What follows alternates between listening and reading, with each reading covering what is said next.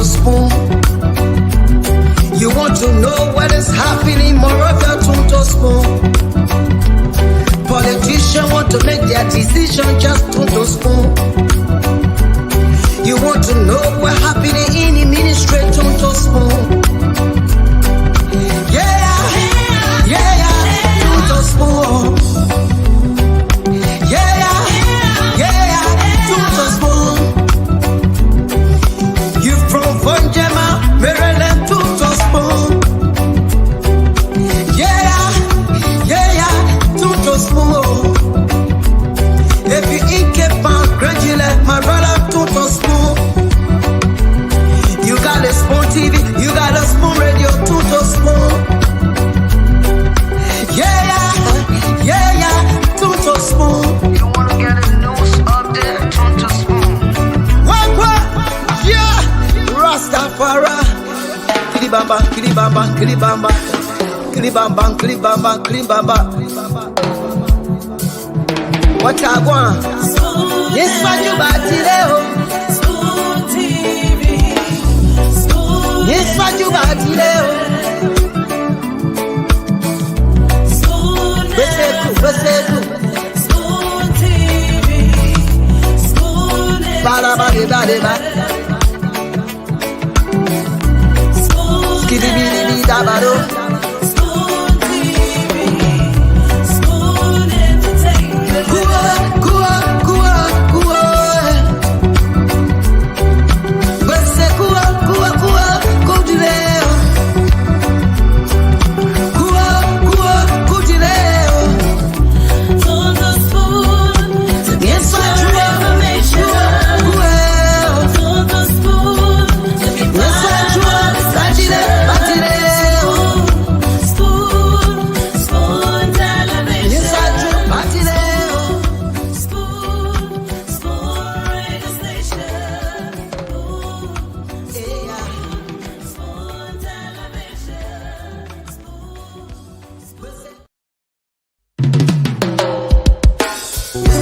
Yes, I, a special one from the CEO, Stanton with the spoon. And your boy, Friday the Southern Band. Charges on the beat. On the spoon to get your information. On the spoon to be part of our discussion. Spoon television. Spoon radio station. Spoon gonna tell you what is happening in Liberia. Spoon gonna tell you what is happening in Moravia. Spoon gonna tell you what is happening in Africa. Just to spoon, you will know. If the children crying for starvation, just to spoon. You want to get a news update, my brother, to spoon. You want to know what is happening, Moravia, to spoon. Politicians want to make their decision just to. With my supporter to the executive nation to ask the legal advisor to the president why he dropped the case against me. I've done nothing. I don't know who this guy is. And he defend my character for the work that I have done. For this country, for the life. I've served every government that I've come and I've left a print. But the legal advisor, Bushi Ben Keita, told the president of the Republic of Liberia, he instructed the Senate court prosecutor to drop the case without my knowledge. I did not drop this case. I want us to go through the legal proceeding. Whatever judgment that come with it, I will settle for it. I am going to the mansion with my supporter. And I'm going there to stay there until I hear from Bushi Ben Keita why they dropped the case. In the meantime, my case is still standing in the civil court. Criminal cohesion, that's what I said. Menacing, that's what I said. Disorderly conduct, and that's what's my file in the court. And I can prove it. And I ask the justice system to not fail me.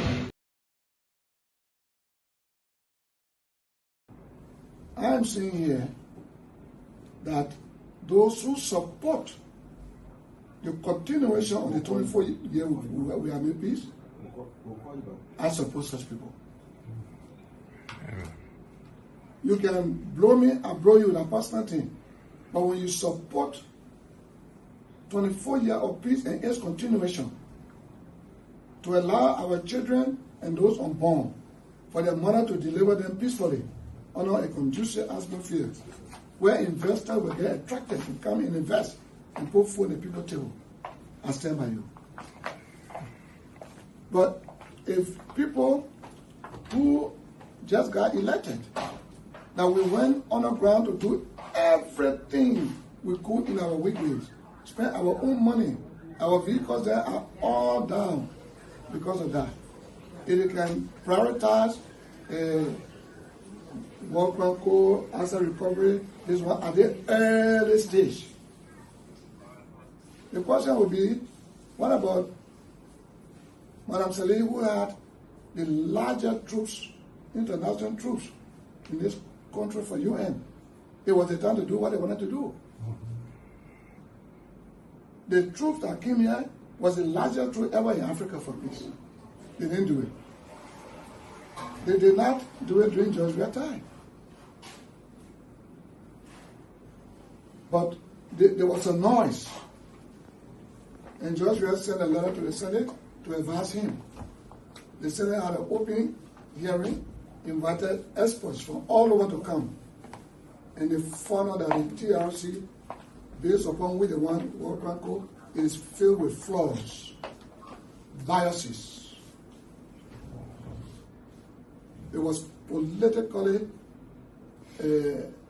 put together to accuse and indict and get rid of certain people, while others who were supposed to appear to give their statement on their experience in the war refused flatly. However the case, do you support the peace continuation, or do you want to go after people that you know may probably harm all of us? Some people say, Sierra Leone people, they had a thing. They jail people. What, your interest is to jail people? After Sierra Leone jail people, what happened? How many coup d'etat ever happened there? Are they at peace right now? There's instability up and down over there. There's no general security over there. So as a minister of the gospel of Christ, I believe in whom I trust. I believe in reconciliation, and I want to say to you, your support for peace is the reason I invited you. Liberians are home, they want their peace. Not Liberians abroad who live there, who settle there, who become American, and they only every day calling for things that will not affect them. When I told, they say, oh, Prince John threatening out the peace of Liberia. How do I threaten? I built one of the largest universities in this country. That's a glass building there. I cannot make trouble to break my home. My children here, my whole family here. I got nowhere to carry them. So the same way people do football analysis before the game, they know who will win, they're talking. I do political analysis and security analysis. I haven't been trained at home and abroad and have the experience for 36 years. So I only speak to create awareness. Now don't pursue this because it will not be good for you for now. So your desire for peace, your urge for peace, your commitment to peace, your right to peace, I pray for you. In the name of Jesus, the power of the Holy Spirit vested in me. Lord, you met me in Libya. I just couldn't see your face. And you told me to follow you. And based upon that, you put your word in my mouth to decree and declare prosperity, victory, success, to be the head and the tail. In the name of Jesus, whatever your desire, rise up in the name of Jesus and go, and victory is a show for you. In Jesus' name. Mr. President, Diamond Slanger for Spoon FM. Yeah. The speech caused a lot of uproar in Liberia, especially with the portion that had to do with the War Crimes Court where you made Liberia's case. What should Liberians expect from that particular portion of the speech? I just stay there. I don't understand what you want. Since we came to power, I've not one day called for War Crime Court. You, the journalists, call for War Crime Court. Liberians are calling for War Crime Court. Both the victims and the perpetrators are calling for War Crime Court. What I did is to explain to them why now. So if you don't understand my English, then you need to go back to the speech and then you read it well. You calling for War Crime Court, I say now why this time? When we have an economic issue, we're trying to develop our country, why focus on the War Crime Code now? Why you did not focus on it 12 years ago? And those people that were part of the entire process of what happened to us, they led the 12 years. So what now? Is that what you want? Okay, then we send it to the legislature. And so Liberians can talk about it. I think it's important. I want to give you an opportunity. I want to give you an opportunity to talk about it instead of every day disturbing the peace of this country. So now you have a reason now to go and sit in your Palawa hut, put a process together now so you can sit down. So the perpetrator and the victims can meet. So those that have opinions can come to see what need to be done. So that's what I did there. So I open now the forum for you instead of chap. We also want to use the medium to caution employees, private individuals, and former officials of government who are in possession of government properties to surrender them to the tax force. On this note, the tax force is granting 10 days grace period, commencing March 22nd to March 31st, 2024, to those mentioned supra, to voluntarily surrender all state properties to avoid unspecified legal action and consequences. Meanwhile, the tax force want to call on all garages that are currently in the habit of changing colors, VIN and SACHI number of government vehicles to immediately desist. The task force has gotten intelligence of those garages involved in said criminal act. On the issue of asset recovery, which is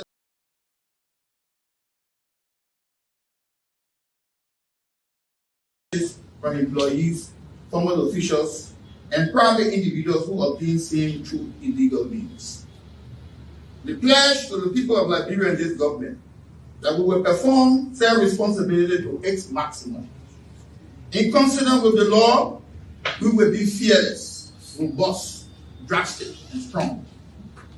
In execution of our duties, no question or questions, despite his or her former portfolio, will be exempted, as the full weight of the law will not be selected in its application. Our ministers, distinguished ladies and gentlemen of the press, to hit the ground running, the tax force has commenced the process of properties retrieval from employees. They'll know that owner, I cannot perform a certain duty when I'm old.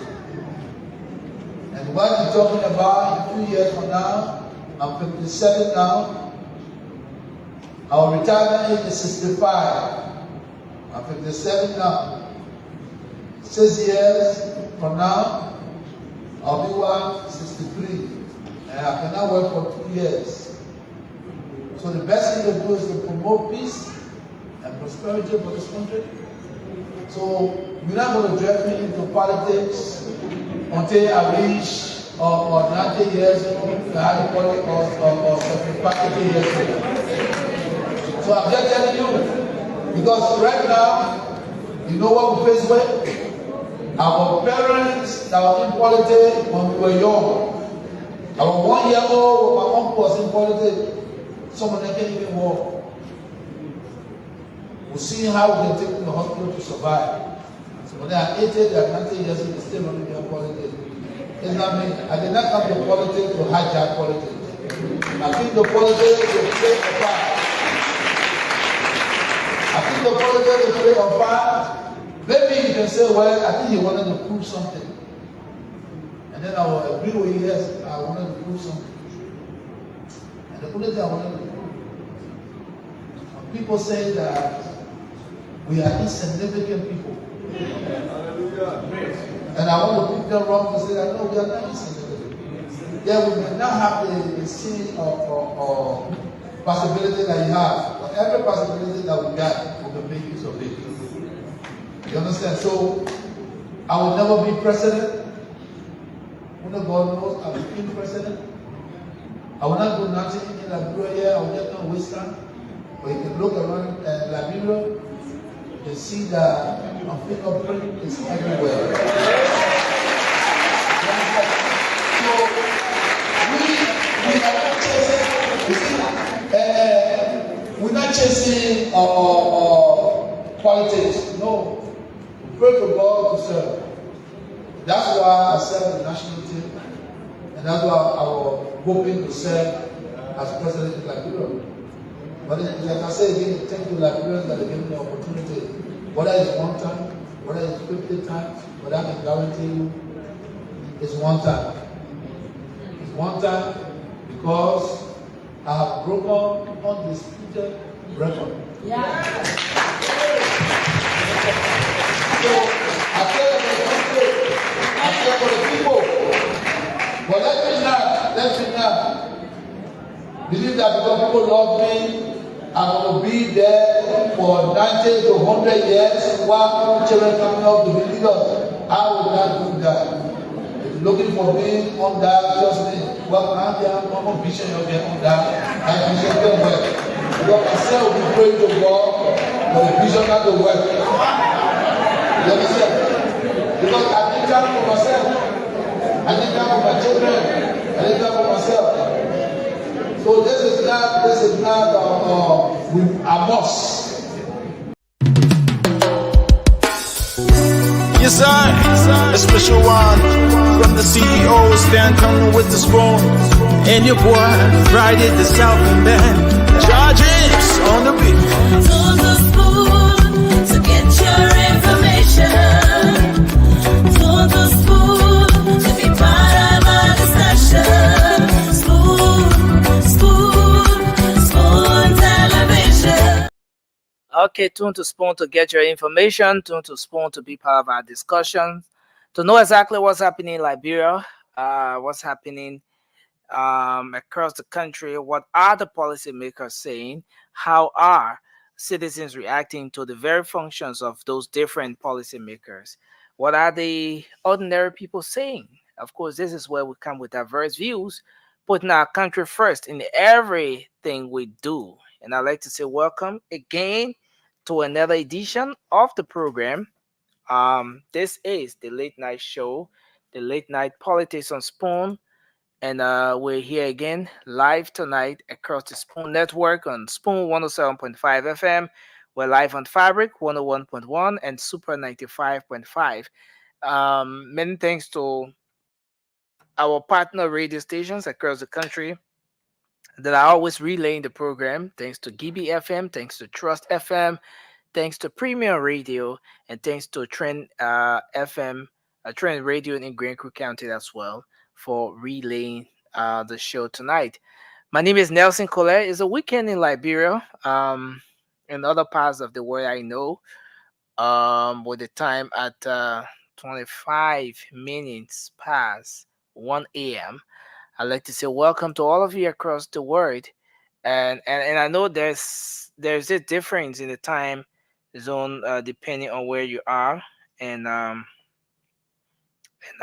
yes, and so I'd like to say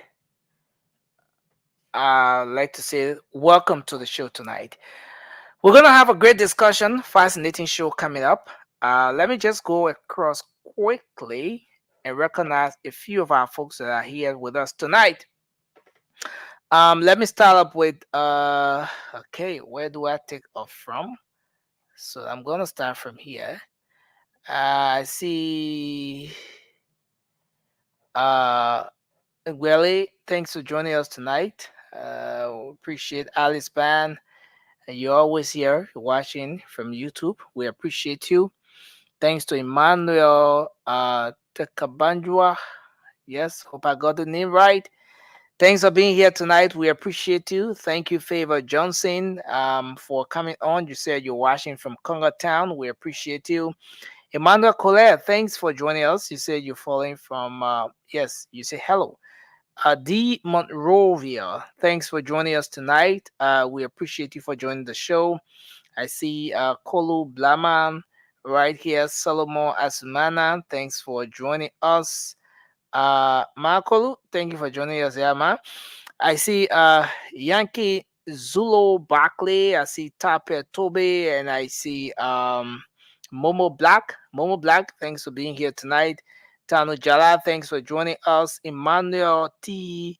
Duba, thanks for being here tonight. We appreciate you, sir. Um, and I also see James Colley. He says he's watching live from Mount Barkley. Yes, thanks for being here tonight. We appreciate you. Tapet Toby, thanks for coming on. You're watching from the US. Thomas Harper, thanks for being here tonight. And of course, um I see Gertrude Querty. Thanks for being here.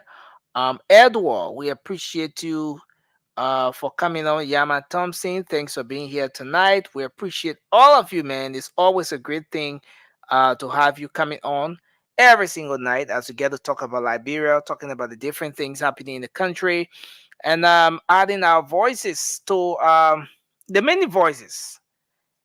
And you never know sometimes, but your little contribution on the platform every night counts. And so it is important that we do just that continuously to get our country moving on. If Liberia will get better, it's going to be Liberians doing that. It's going to be Liberians making the critical decisions and speaking truth to power.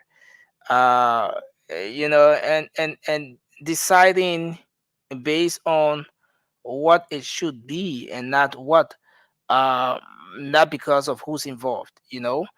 Liberians made the critical decisions at the ballot box, and we are living those decisions that were made. And it's important that we keep the flames on. Liberians, if you know that you went at the ballot box, you were one of those persons that voted, you wanted to see change. It's very important to keep the flame on, keep the flames burning, because that's how we get our country moving on. Eric Miguel, thanks for joining us, sir. We appreciate you. I see Kolu Blama, thanks for joining us. We appreciate you for coming on tonight. Elizabeth Vanning, I see uh, Mariah Hamel. Thanks to everybody for joining us tonight. Let's hope we can have a great conversation, a great show, great interaction right here tonight as we get ready to kickstart the late night show. We're not going to be here long because this is weekend. Yes, this is weekend.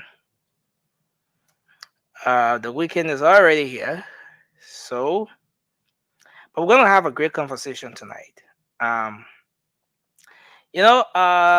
Starting off, taking off from the spoon talk, uh, before coming here, there was this conversation that sparked, and this is very important. I just want to take on from here as we get set to get the rest of the guys coming on.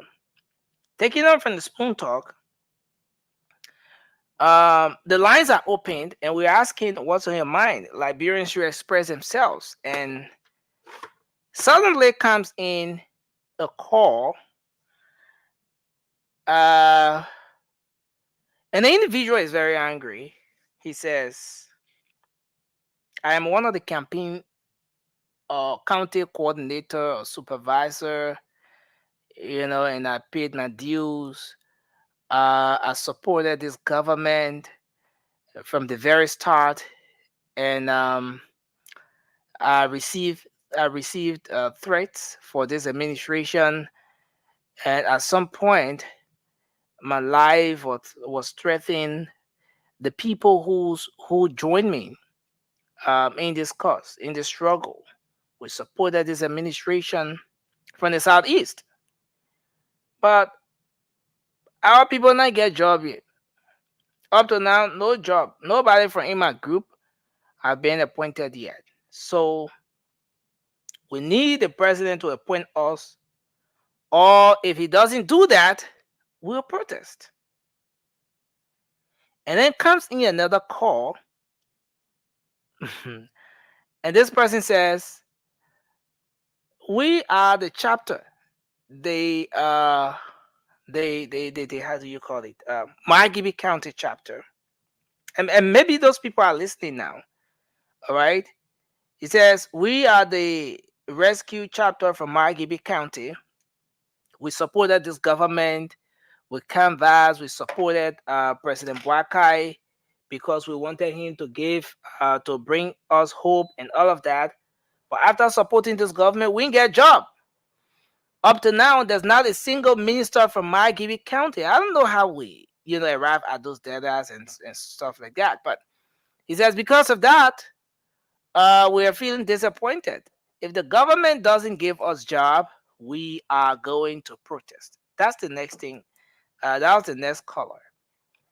And so as I'm listening to the callers, listening to everything that they are pointing out, they're outlining their disappointments, their frustration, after the struggle, after their many contributions to the victory of the current administration, then I get reminded about something very important.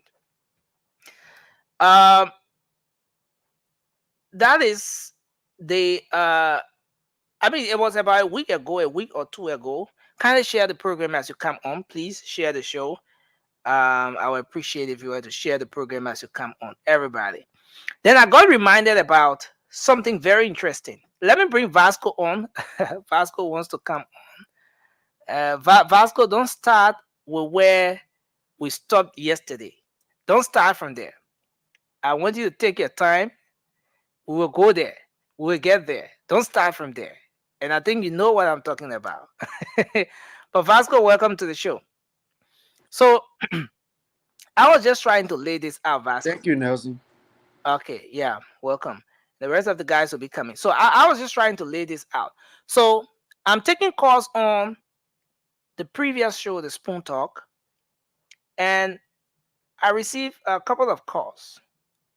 The first one from the guy is from Sino, one of the southeastern counties.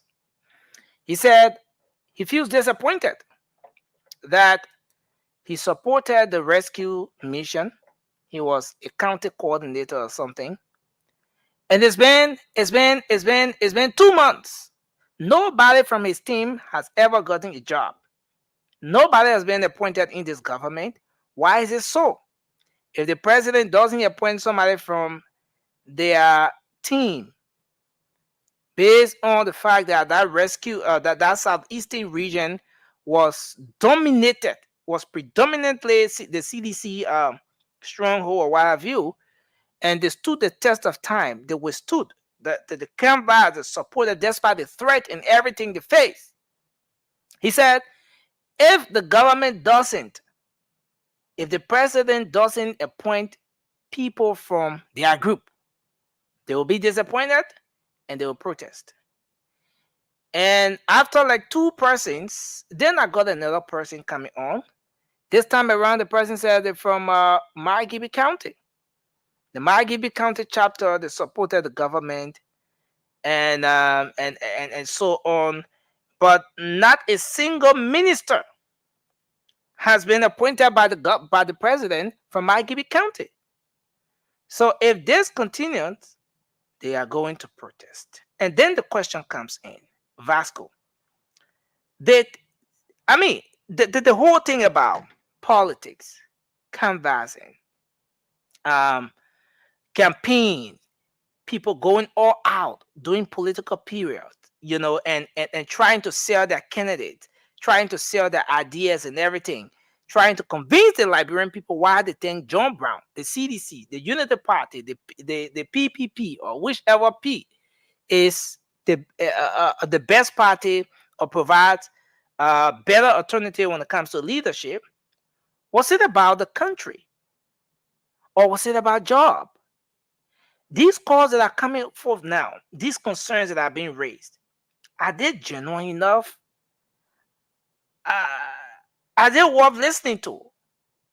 When you listen to Liberians, especially at this time, 2 months in this administration, calling on the government, calling on the president to um, make sure that they get job, to make sure that he appoints them, to make sure that he gives job to the people, the people from their county, from their groups and all of that. Are these calls worth the attention of the president or the policymakers? Is this something that should be given the necessary attention? Are those people right when they say they want jobs right now? Or uh, does the call in any way disappoint some Liberians who think that this thing should not have been about jobs? It should have been more about the country, the transformation, and everything. So let's start a conversation from here, Vasco. The rest of the guys are going to come on, but let's start a conversation from here. Vasco, what do you think? You saw the CPP arrangement when they came up with their CPP framework document. There was a portion in that document that says only known and visible members of the CPP will be given jobs. Mm-hmm. And when that came up, the government, the CPP, as a major opposition establishment at the time, was being criticized. People in the media beat on the CPP until those people carried that document, they go and change it. They took all that particular clause from there. Is it fair to come back at this time to try to preach or advocate for something similar, which was captured in that particular document? Let's hear from you, Vasco, as we take on the conversation from here tonight.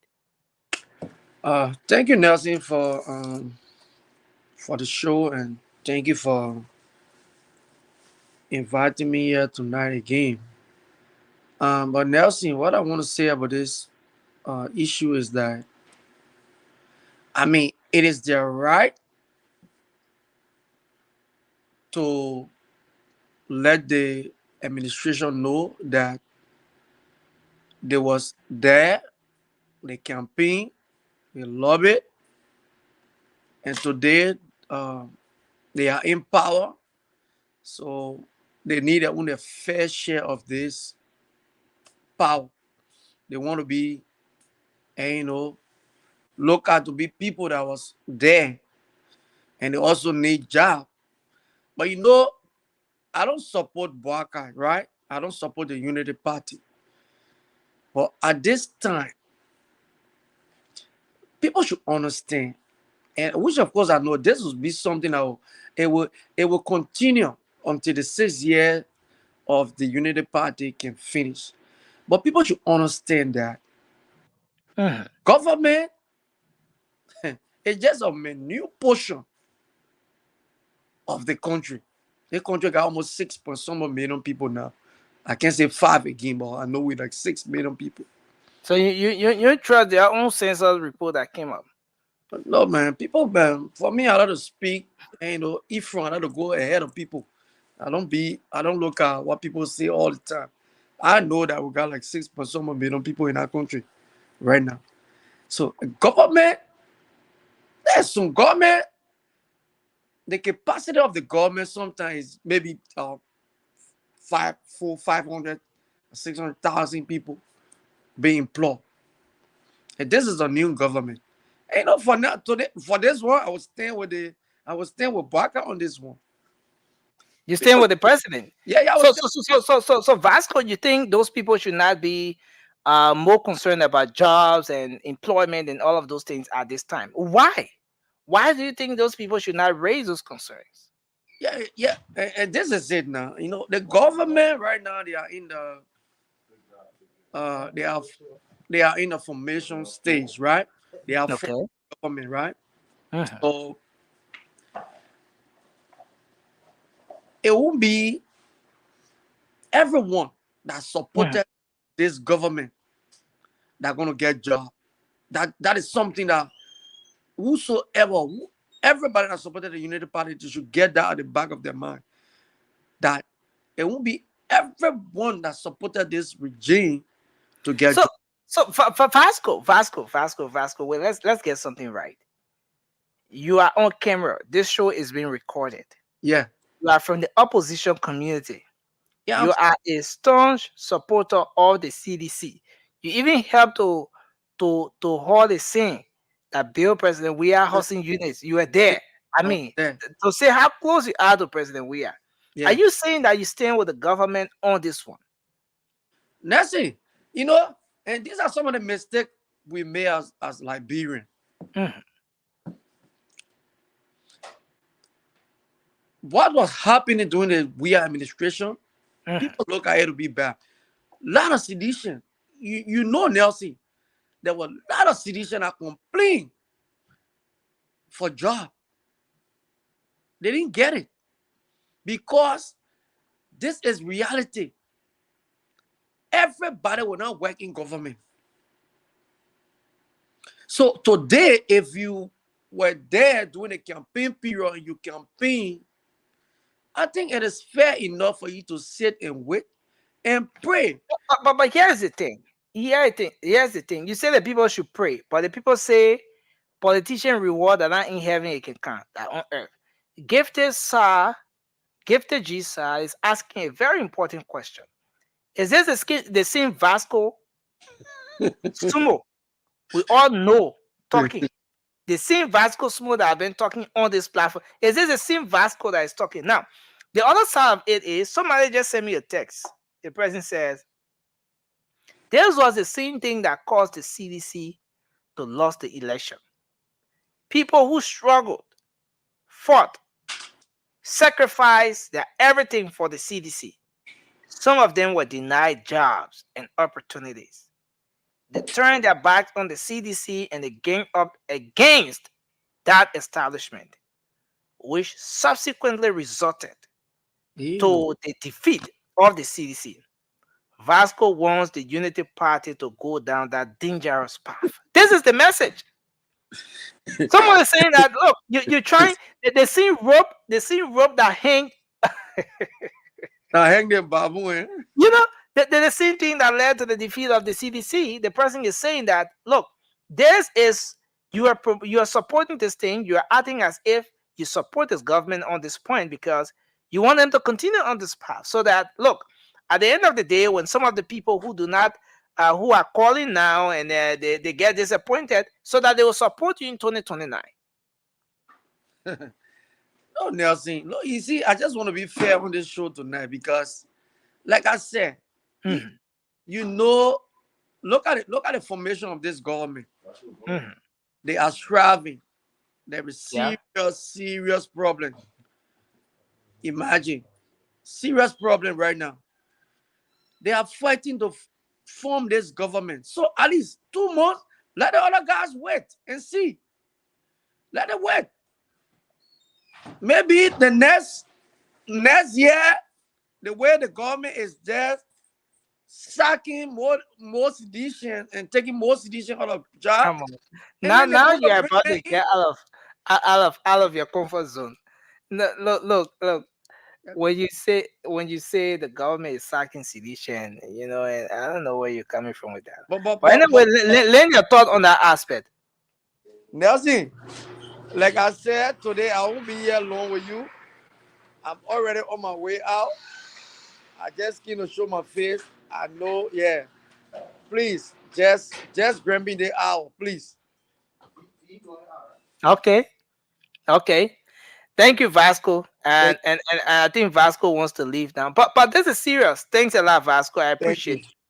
This is serious. Vasco is saying that look, he stands by the government on this. He supports the government.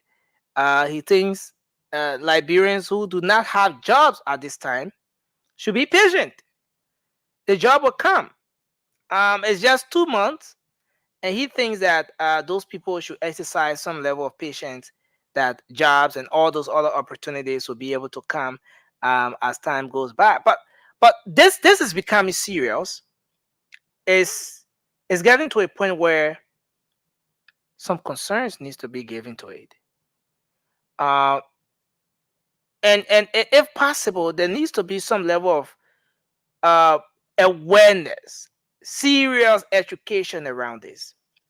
And we need to get to establish, especially during our political periods, as to what is the basis on which people should be given, people should pledge their support to political parties. At what point do you make that decision? Because it gets to be interpreted as a process where you give in your support and everything you have, and at the end of the day, you get your reward.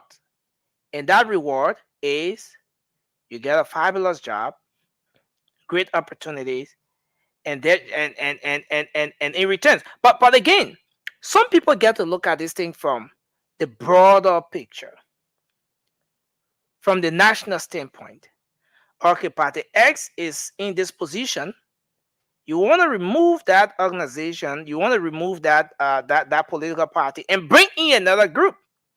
But what's the basis? Are you just removing them because those people are there, and maybe you're not satisfied with just a few things, or because of personal issues, or should you remove those people? Should you canvass against them because of the national interest? That's the other side of it.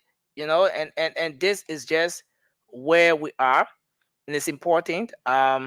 We look forward to seeing what happens. But let's get your views on these issues, folks. Let's get your views on this particular issue. Let's get to know what you think about it. What do you make of it? Liberians have started raising concerns. There are concerns. People are raising concerns. The other groups said they will protest.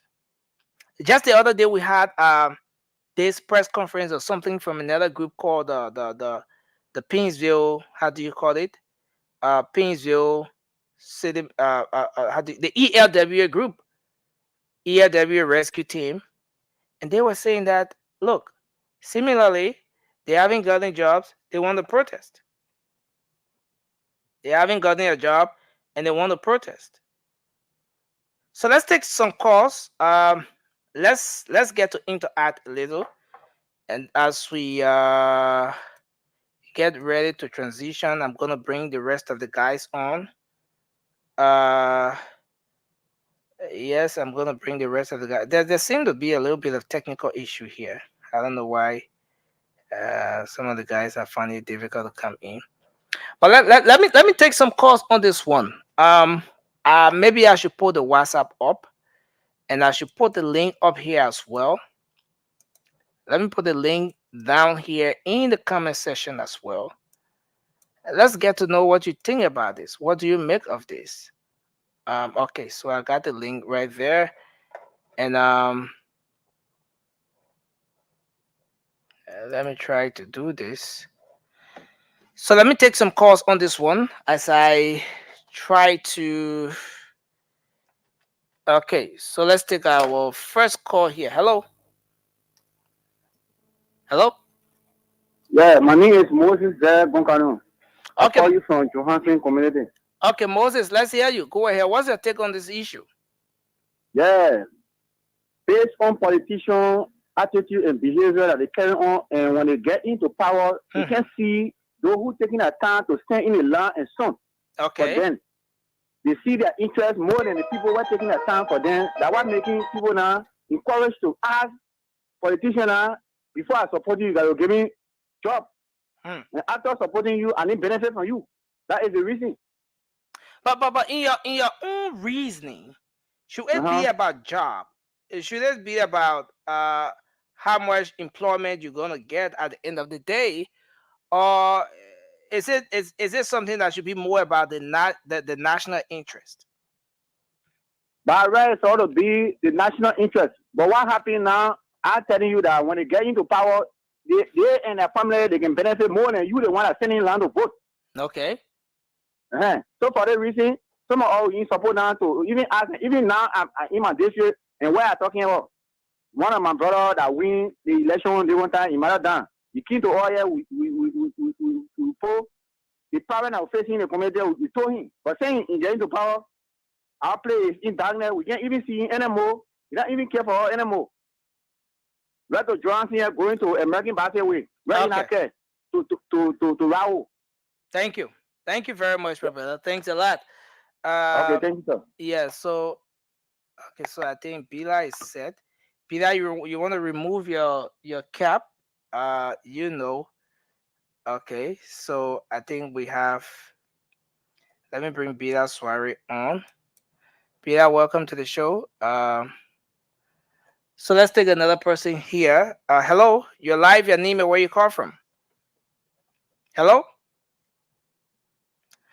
Okay, let me try to make an adjustment here. But Bila, welcome to the show. Let's hear your take on this issue. Thank you, Nelson. I've been like a little bit struggling to come on the show. Are you really seeing me from your angle? I want to get something. Yeah, I'm trying to see you. I'm trying to see you. Well, Yeah, I there's can a see you. problem. I can see you. What's Well, happening?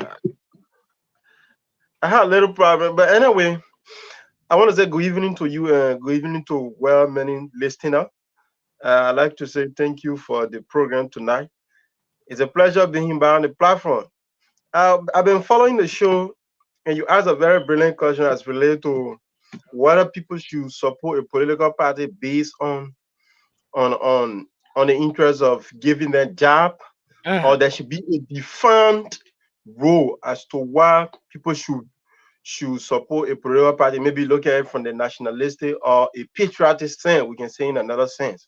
Okay. But what I want to tell you here is this: Liberia has always been on a tradition. Like I said, when the group of ELW in support of the rescue team come out with that press release, I called on the station back then, and I told you that Liberia has a tradition of people supporting political party on the basis of getting something when they shall have come in power. And we have to identify what some of the root cause of some of these things. Nancy, it was shocking to know that people sometimes politicians, right? They go to the various community, they tell people all of the big promises, support me, I'm going to do this for your group, I'm going to send a certain amount of people to Scotland, all this stuff. And when they take power, they forget about those group. Like I can acknowledge many of those groups from basically from the Painswick angle there supported Joseph Boaga. And most of these young guys were not only supporting Joseph Boaga from the nationalistic standpoint, they were like, when the government come to power, those are basic reasons but they were giving. You and myself say, yes, nation, we want to support our country. It is the country that has suffered a lot from 1847 up to this time. The country has not been developed. We can have that rational or amount of maybe somebody having experience that you go in the Western where you're seeing politics from a different angle. But again, not many of Liberian now will like think from that angle because the country has always been politicized and polarized with this issue of I should vote a political party on the basis of getting job. No, We just see ourselves in but politics. again, Bila, I want us, I want us to, I want you to get a definite position on this. Right. What should it be about? Should it be about what you can get? For me, Because I want it's two to. ways. There are few things. There are things I want us to identify. Right. Yeah. It shouldn't be about what should you get in return, because if it is on that basis, most definitely, the country will not move forward, because mostly everybody goes for self-interest. It should be on the basis of national interest. But again, let us identify the root cause of some of these things. We should not make progress with the conversation like that.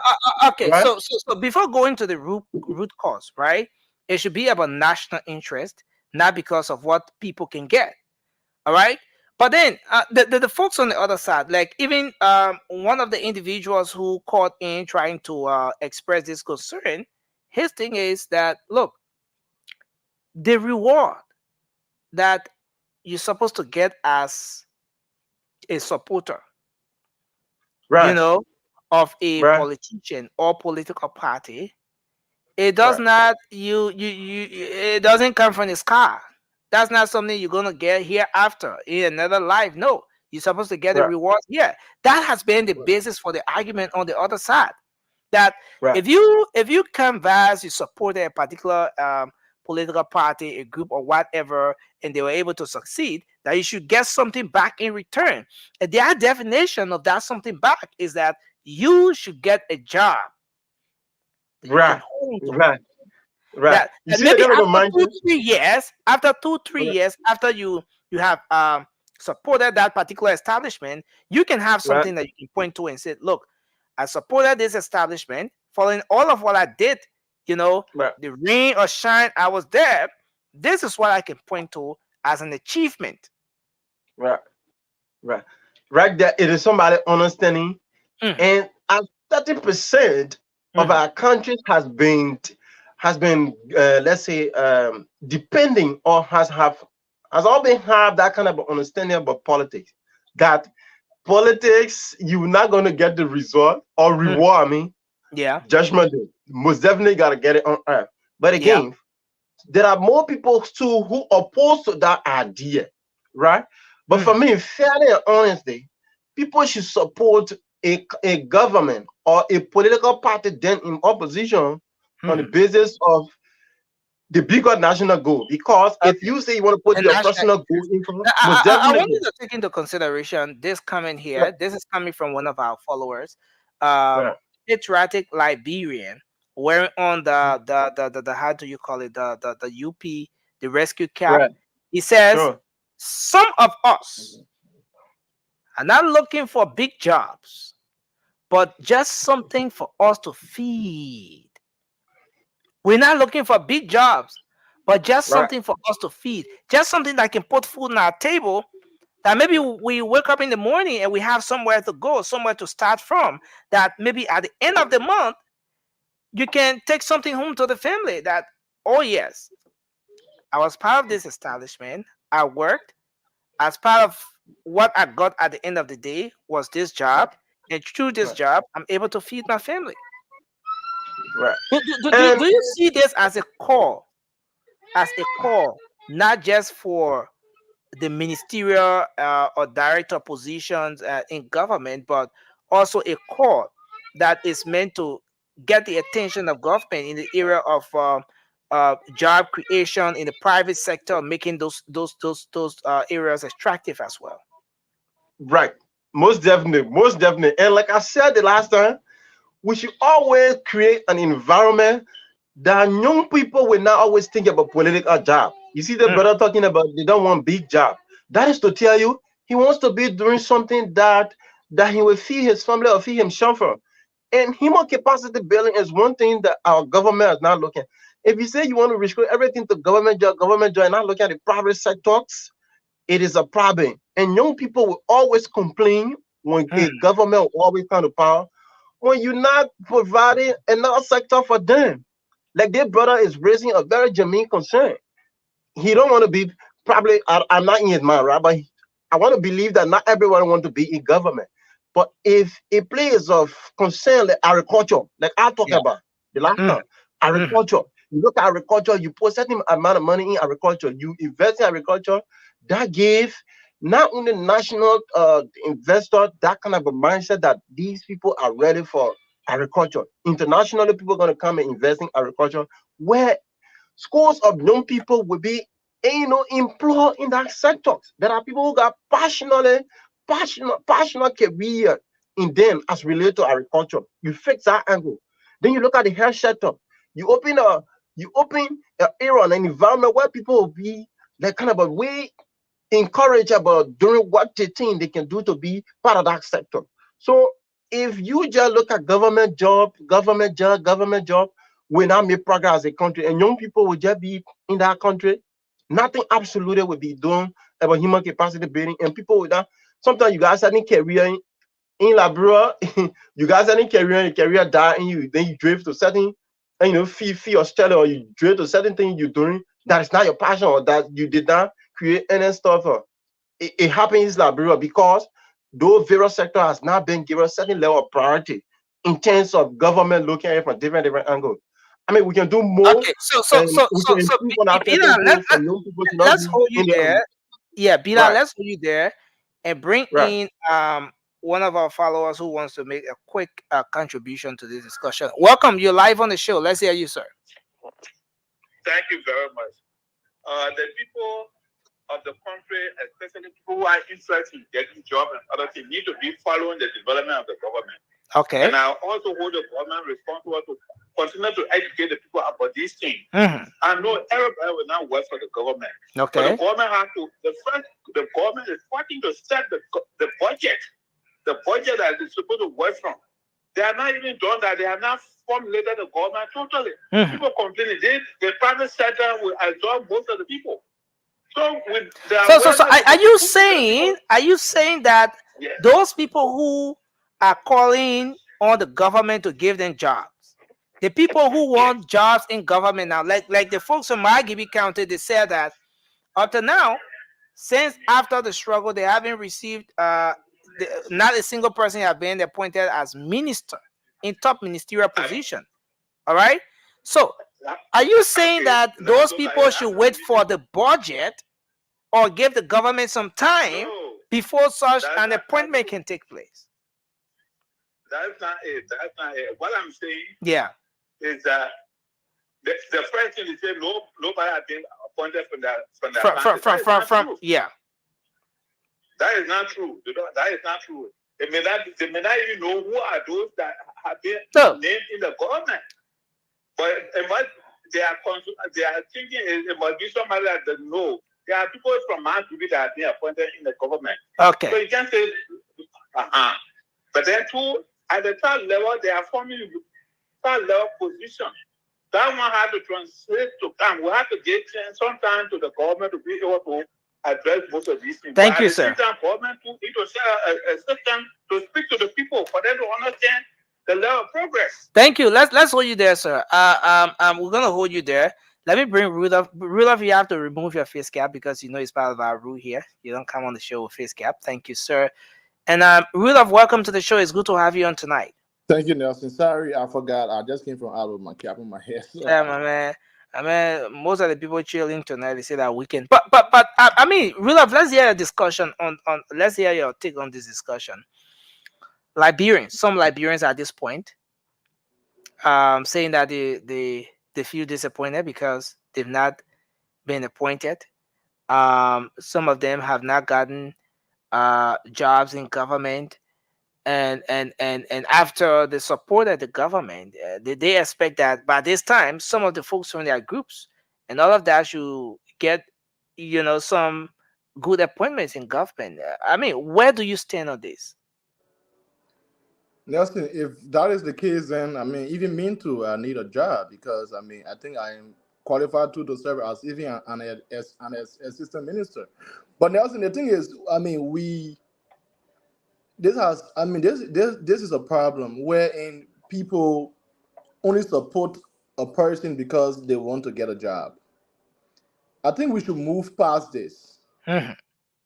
We should learn how to put country first. Because I mean, Rudolph, is calling for job being interpreted as you not putting the country first? Nelson, calling for job and expressing this level of anger why you have not been given a job tells us that you did not support this person because you believe in his or her agenda, but you support it because of your own interest. I mean, we understand politics is interest, right? But at this time, we should be, first of all, putting the interest of Liberia first above our own interest. Because, I mean, Nelson, this is the reason why we saw people like Mr. Weah becoming our president. Because people went behind him knowing that he is not capable enough to take our country to the next level. But because they knew that they could get jobs for themselves and their families, so they went behind him. They supported him. And we saw what happened to our country for the last 6 years. So I am not a believer that when you support someone, you should have a job from that person if the person wins. No, we should be supporting because we want to see Liberia move forward. Some So, of us sat in the someone is US here. asking the Nelson, question. I come in real quick. Mhm. Some of Yeah. us sat in the US here, not just by our voice, but we use our little resources to support this process. Nelson, I don't have a single brother or sister or whoever that have been appointed in the government. I do have people who I can call on the phone every day and they will pick up my call and they are in big positions. But one day I have never called them and said, hey, oh my man, I supported y'all, so you need to put my person in this place. No, because that's not the reason I supported this government. That's not the reason. I support it because I feel like Liberia deserve better. Wow. So now on the flip side, like I like the engagement tonight. Patriotic Liberian is here. He says, we put the country first by rescuing it from CDC. I don't think asking for job means anything bad. Do you agree with him? Nelson, it is the right of any Liberian, if you are qualified to serve your country. Yeah. But government cannot be the primary employer in the country. That is the problem. We are over 5 million people. If all of us say, okay, let's say JMB won, but I think he had about 2 million plus votes, right? Or whatever the number was. If we say that all of those people who voted for him or who even campaigned for him should be given job, Nelson, there is no space for that. I'm not saying asking for job is a bad thing, but what I am questioning is your intention for which you supported this ticket. Was it because you want a job? Was it because you wanted your to make sure that your sibling have a job? If that is the reason, then it is the wrong reason. That's where I am coming from. And this is serious because at the end of the day, Rudolph, you want to go back a little. Some of the people who left the CDC, Rudolph, you want to rotate your phone, like. You mean should I like do it sideways again, like how it was the other day? Yeah, great. That's okay. very good now. Yeah. So the other side of the argument is that some of the people who canvass, like Vasco was here, there was a message that came on. Vasco said he, for one, he supports the government on this. He thinks people should not be hitting hard on the government for job in just 2 months. Well, there was a message that came in for Vasco, and the president said, look, this is the same thing that led to the defeat of your CDC. Because some of the people who struggled with them did not get a job. And those very people decided to go against the establishment. It resulted to their defeat. Do you think this call, what's coming from those folks here, deserve that attention? I mean, to that point where maybe JMB can today or tomorrow or come Monday start to take some actions. A point like the group from maybe Margibi County. They said that not a single how do you call it? Not a single member of their team have been given top ministerial position. They went back to the campaign period and they said that the president said that there would have been ministers from the different counties, top, for those top ministries, now head of ministries from the different counties, and they said nobody from IGB County yet. So they are disappointed about that. Is this something that deserves the attention of the policymakers? And if they should address this, where do you think they should start from? Nelson, every form of agitation from from the people deserve the attention of their leaders. Yeah. That I back every day, and I will always back that. But the thing is, I am not for this thing where you say, oh, you have to make sure you get people from every county, from every pressure group, from every association to fill government. Because Nelson, then we will somehow start to ignore qualifications and just be looking for representation from various groupings. And if we start to do that, then we are going to start inviting problems. Because the thing is, this is and guys, this is why Mr. We are failed. Mr. We came to power and we saw people who were college dropout. He made them assistant minister for extension at the Ministry of Agriculture, a very critical role. You give it to someone who doesn't even understand agriculture, because he was a dropout, someone who had no ability to lobby it and connect that sector with his path around the sub region. You give it to him only because this man was in the vanguard, because this man stood up and chanted Amanda away too. So you say, okay, this man deserves it. That is the problem. We cannot do that too, because if we start to do that, then that's how we start to see failures. I believe that people who are qualified should be given jobs. If you have five persons in Magibi country who are qualified, and you have only one person, just an example, I know it's not realistic, but if you have 5 persons from Magibi who are qualified, and you have one person from Sando who is qualified, you don't have to say I have to make it 5-5 just because I want to satisfy groupings. No, we will not do that. That I do not welcome. Okay, so Bida, let's hear you. Let's hear you on this. And yeah, thank you, Najin. Thank you, and Rudolph. How to you? I've always said this over the past period of time, that the issue about jobs should not only be looked at in government. Like I said previously, government should look outside of government and create an environment for people to not be coming all sort of complaint. And the root cause of some of these things should be identified as well. If we say the dog should not bark, the reason the dog can bark in the yard too much, you should find solution to that issue. So I have not always fought for this issue about people should demand government for job because of support. But again, let's identify where some of these noise can come from. You will see ELD group, Pinsville group, Magibi group, all sort of group coming up because they were given certain laws or promises. And if those promises are not coming out of certain level of green light, wait. Bila.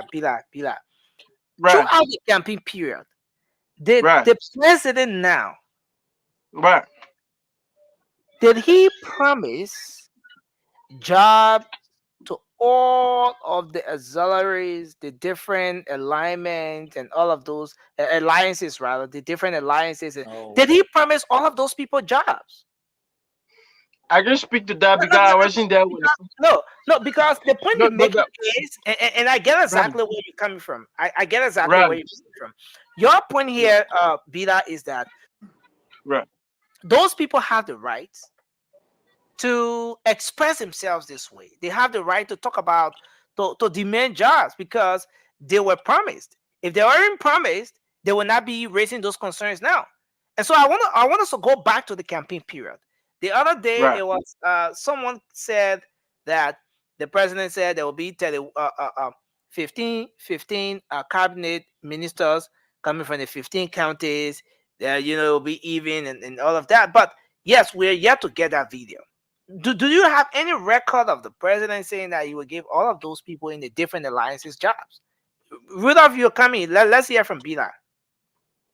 So I don't have any video that I can show to you now that the president said this and that. But you don't forget to know the president had Lanzan during those elections, or during these elections, I mean. The president has leaders out there giving people all sort of promises on behalf of the president. We got to establish these things. And for somebody to say, like I told you, it should not be business as usual where people will come out and say, I should be in government, I should be appointed in government. But again, what will start some of these things, or what will remedy some of these things is let government see it as an important thing to create environment for young people as well. I've always said this. Great. So you will not see young people all around the place having press conference, all around the place.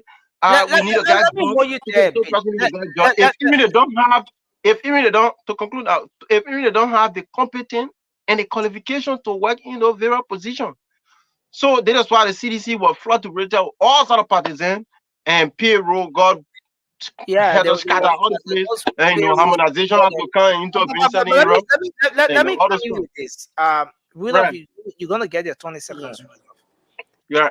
There will be no business as usual.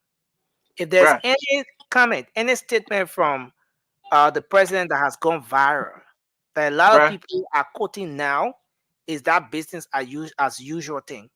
There will be no business as usual. So the way people used to do the thing yesterday, we're not doing it again. Right. You know? So yeah.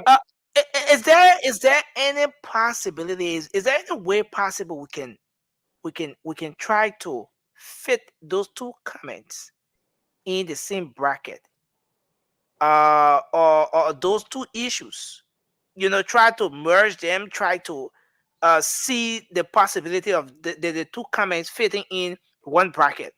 There'll be no business as usual, and the fact that folks who supported the administration want jobs.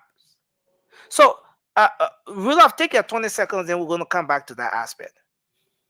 Yes, Nelson. So, in the spirit of, so when, I can attest that JMB did say that the 15 counties will be represented within his cabinet. He said that. But he did not promise jobs to every foot soldiers of his campaign or everybody who supported him or voted for him. He did not do that. Nelson, that when we say business, there will be no business as usual. This is it. That is JMB telling you that. And Nelson, let me just say this real quick because I think it was in 2020, right? When this whole thing, no, it was in like 2021, around 2021, 2022. But then, by then we were still in there were groupings in the US here were forming groupings to support JMB. Yeah. There was one time, my first time on a Zoom call with JMB and so it was some other guys, and we're on a call with JMB. You know what it meant to us? He said, young men. I said young men, but there were young women there too as well. He said, if you guys are only wanting to support me because you want jobs back home, I am sorry. I am sorry, but I will not do that. There are people on ground who understands the problem and who are equally as qualified as you guys. They will be given preference. So that is to tell you how honest JMB can be. And that was the time that he was looking for money for campaign. And the diaspora was one of the huge support base. So for him to look men in their eyes and say that, from there he got my trust, my respect, and everything. So it's everything we see happening now. Is it happening in the spirit of the spirit of no business as usual? Nelson, yes, I would say yes. Why? People will get job based on merit. Not because you campaign for me. We campaign for JMB because we believe that we want Liberia to be rescued. Not because we want to work in the government. No. So what is the business as usual here? When he said that there will be no business as usual, Nelson, comparing it to this scenario, what is the business as usual? That was a broad statement touching every sector in the country. But when we try to narrow it down for this scenario, listen, like I told you, during Mr. Weah regime, people were giving jobs on the basis of only because they were chanting Amanda Awetu for him.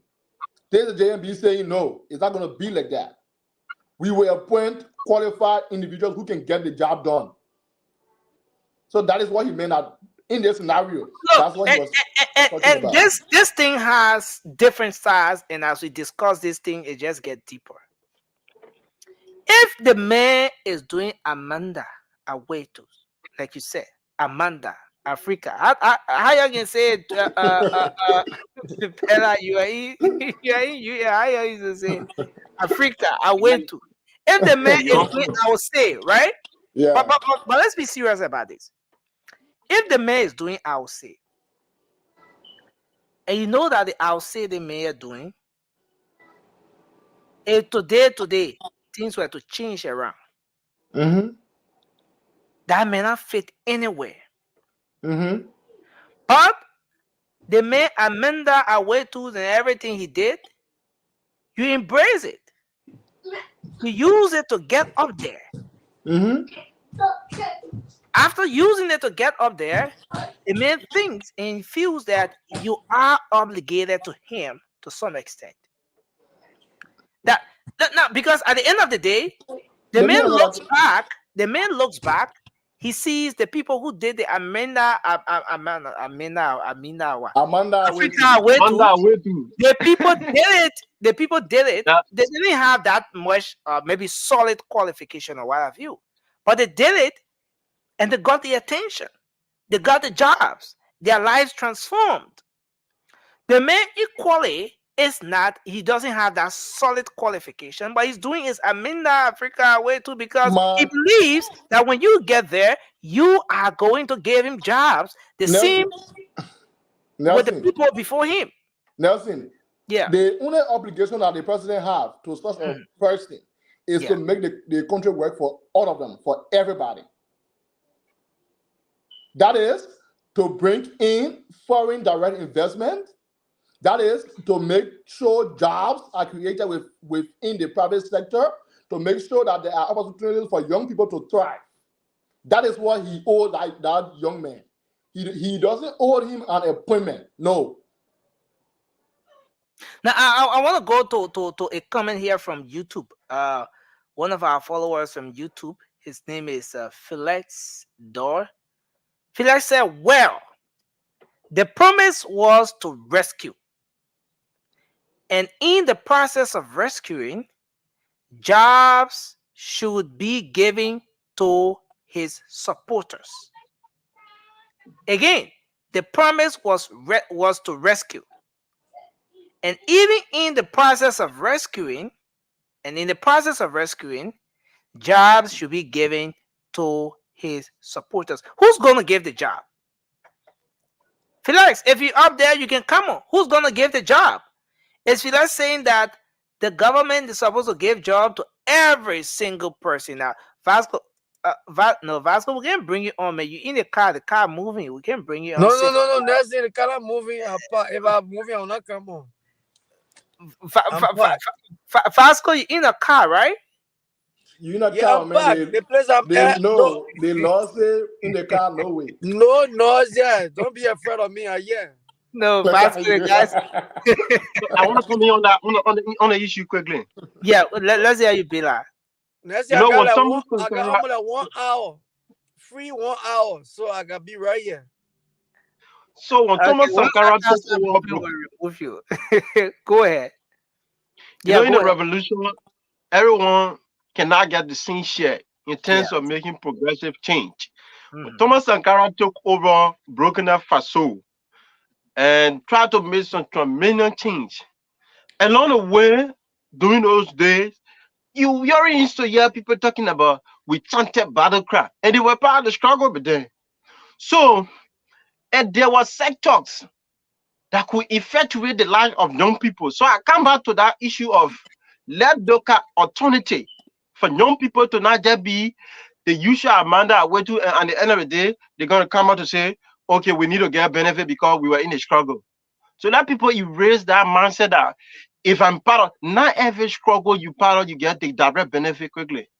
And I want us to look at my brother touched on a very important point. Mr. Barker has always been honest to whosoever supported him. And he will always speak to you, tell you that we not coming to government to enrich ourselves. You look at me, I'm old. I has nothing to do in terms of doing those things what we used to do back in the days when I come to government. That speaks to you who coming as a minister to know that you're not coming to work under a man who will just be the usual pledge man. So the people, the representation of those that are carrying messages and those that are representing Bwaka at the time to carry information that make young people today, they have too many anxiety. The expectation is if government begin, we should just get job quickly. And getting job or creating job, it is not a miracle thing. Let's say this to all young people. You should give a time as well if you want a job from the government. Because to kind of come to government and just makes the payroll or the wage bill of government employee at certain extent. Tomorrow the Vasco that y'all give Vasco the chance to come on the platform and say, oh, we told y'all they poor can't do nothing. They employ most of you guys in government, they're not giving you money, nothing, they ain't even paying you on time. So government to run government is a very smart thing. You have to be very smart as to how you employ people in government. So that young people has to get to understand these things as well. So the Thank you. revolution is not all about everyone should just get a job. No, no, no, no, no. Wow. Nelson, just Wow. 20 seconds. So, Yeah, take 20 seconds and let's bring Vasco in. So, as Sorry was talking, something came to my mind real quick. So, Nelson, after the election, I think it was like 2 weeks when JMB took his seat and everything. Because, Nelson, we were in the US here, even on the day of elections, we were sending money back home for people to take themselves to go vote. We're sending them copy and what have you, right? And talking to them every day. So there was this young lady who reached out to me. She was like, "You will be how to support a man, I would not support you." So I mean, I think you have to find something for me. Cause on your brother to find something for me. So I asked her, I said, "Do you have a resume?" She said, "No, I don't have it." I said, even the resume was not prepared. It wasn't even prepared. So I was like, "What do you do?" She said, and I know, and I even said no, anything. Like, so you see, Nelson, some of these people who said because they were doing Amanda, they are not even ready yet to work. Wow. Yes. Let's hear from you, Vasco. Vasco, please go ahead. It's just two way, you know. I mean, yeah. Let's hear from Vasco. Vasco, are you here? You are muted. Can you unmute? I'm here. Yeah, go ahead. I don't support when I came first. I told you that, but the ideas of people want jobs because they supported the president. I think that is not right. That is not right. I will not support that because the president got his own agenda. He know how he's doing his appointment. So people gotta be patient and wait for his turn. Most especially people from Sano County and Mangibi County. You are not part of the people from Lofa County. You are not Chama, you are not Fire. You see, Vasco. I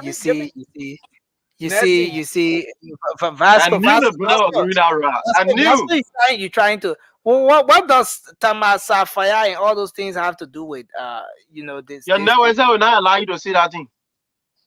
What do you mean my network? My network Nelson, the man is already in a car and he is breaking the law. I came here wearing hat. You said I should take it off.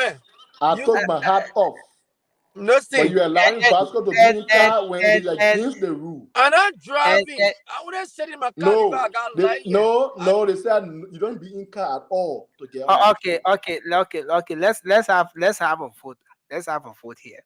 Oh, let me vote on that. Wow. I want to keep because I want to be because you guys I want to be on the opposing side. We can have a show where listen, Vasco. Rodney, welcome to the show. Thanks for joining us tonight. It's good to have you on. Listen, Nelson, it is not fair, though, honestly. So you don't want me to be on the show, Ruda? No, I don't want you breaking the rule. I don't want you breaking the rule to be on the show. So Vasco, I came here wearing a nice hat. Okay. Listen, guys. I don't know about the rules, though. You just tell me the rules. I don't know about all the rules. Yeah, man. Okay, so Vasco. In all fairness, I don't know about the rules. You know, Rudolph is trying to be like somebody I know. When that person get issue with you, that issue they will hold it. The day you cross that line, every time they will bring that issue up. but Nelson, if to say I knew about this rule, I won't be calling back to come when I'm in car. I don't know about it. I don't know. Really? I don't know. You've been on that platform for a while.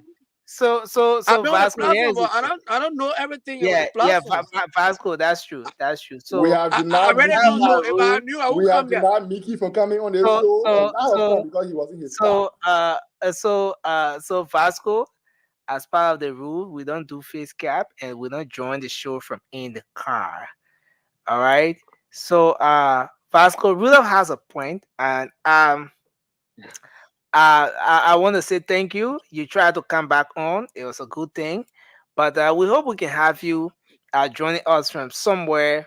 You know, maybe just find someone that corner say you just log in from there. That would be good.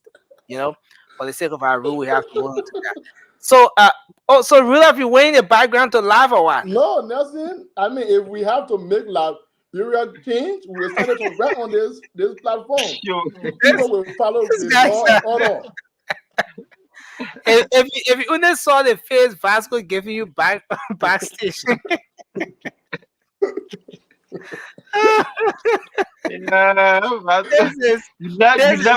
left Vasco in your mood. You know, Vasco was in your mood. On a serious note, you wouldn't have had a problem if Vasco was saying something. But let's welcome Ronnie to the show. Ronnie, it's good to have you on the show. Welcome, sir. Nelson, I am for truth. No matter who it is for or against, I am for the truth. Okay, yeah, you're right. That's the truth. Ronnie, can you unmute?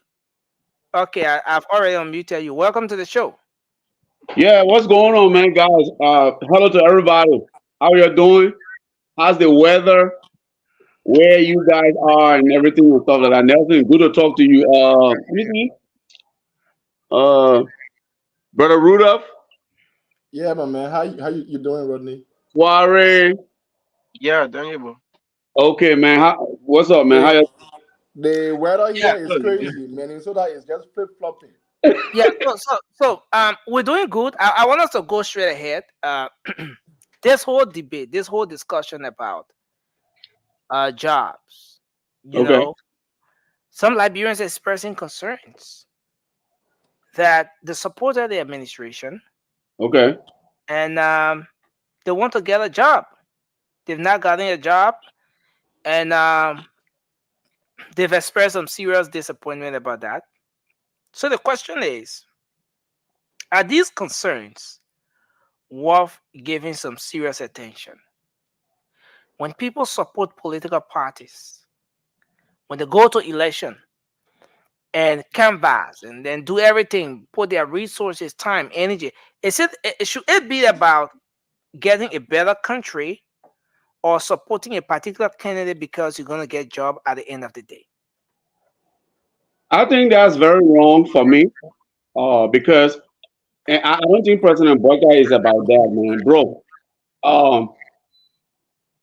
Even us in the diaspora, okay, we supported President Boyka and stuff, you know, and we trying to give back, but we did not do it because we were expecting something back. Okay, it's like wherever area you work in, wherever you know your expertise, and like take for example for me, okay, I work in the shipping business. I work for the city of Atlanta and stuff like that.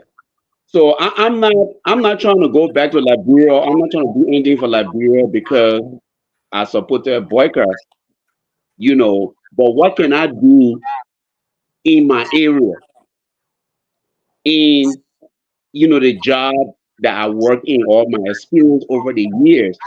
And most of us, I think that's what we want to do. If you was Okay, a so police officer, I think that is the story uh-huh. of a Liberian based in the United States. Okay, So uh let's come back to the story of a Liberian based in Liberia who does not have enemies, just enemies of putting food on the table for his family. okay, A Liberian, in some cases, who got dismissed because of political affiliation, but okay, still braved the storm to support their political party. okay, A Liberian who was threatened in the heat of the entire political process, but still decided that I will support my political party. The party okay. won. This Liberian still doesn't have something to do. And those people come back with this call that we need a job.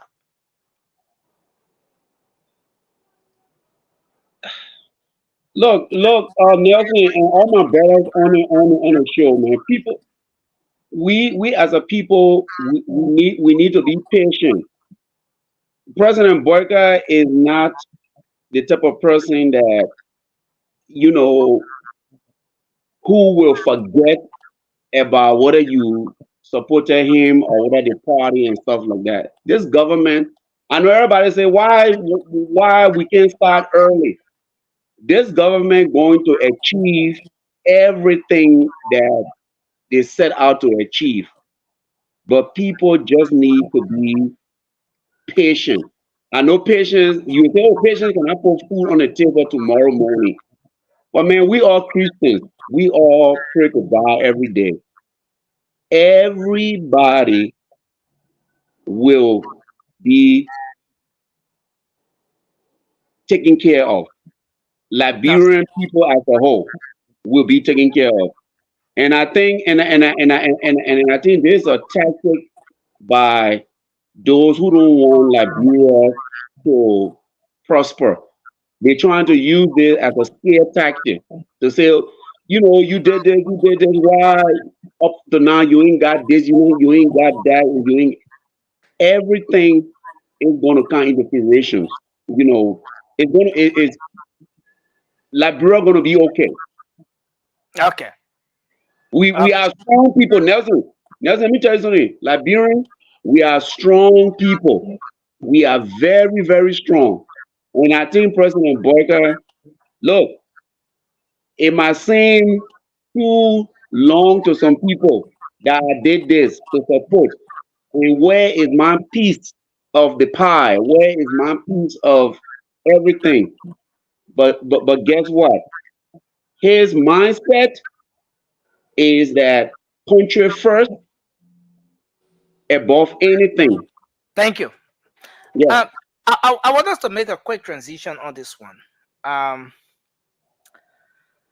it's been 2 months. The government in power, 2 months, and the movement for progressive change, the political leader of the movement for progressive change, someone who was very vocal, very critical of the George Weah administration, made a very important comment, a very critical one.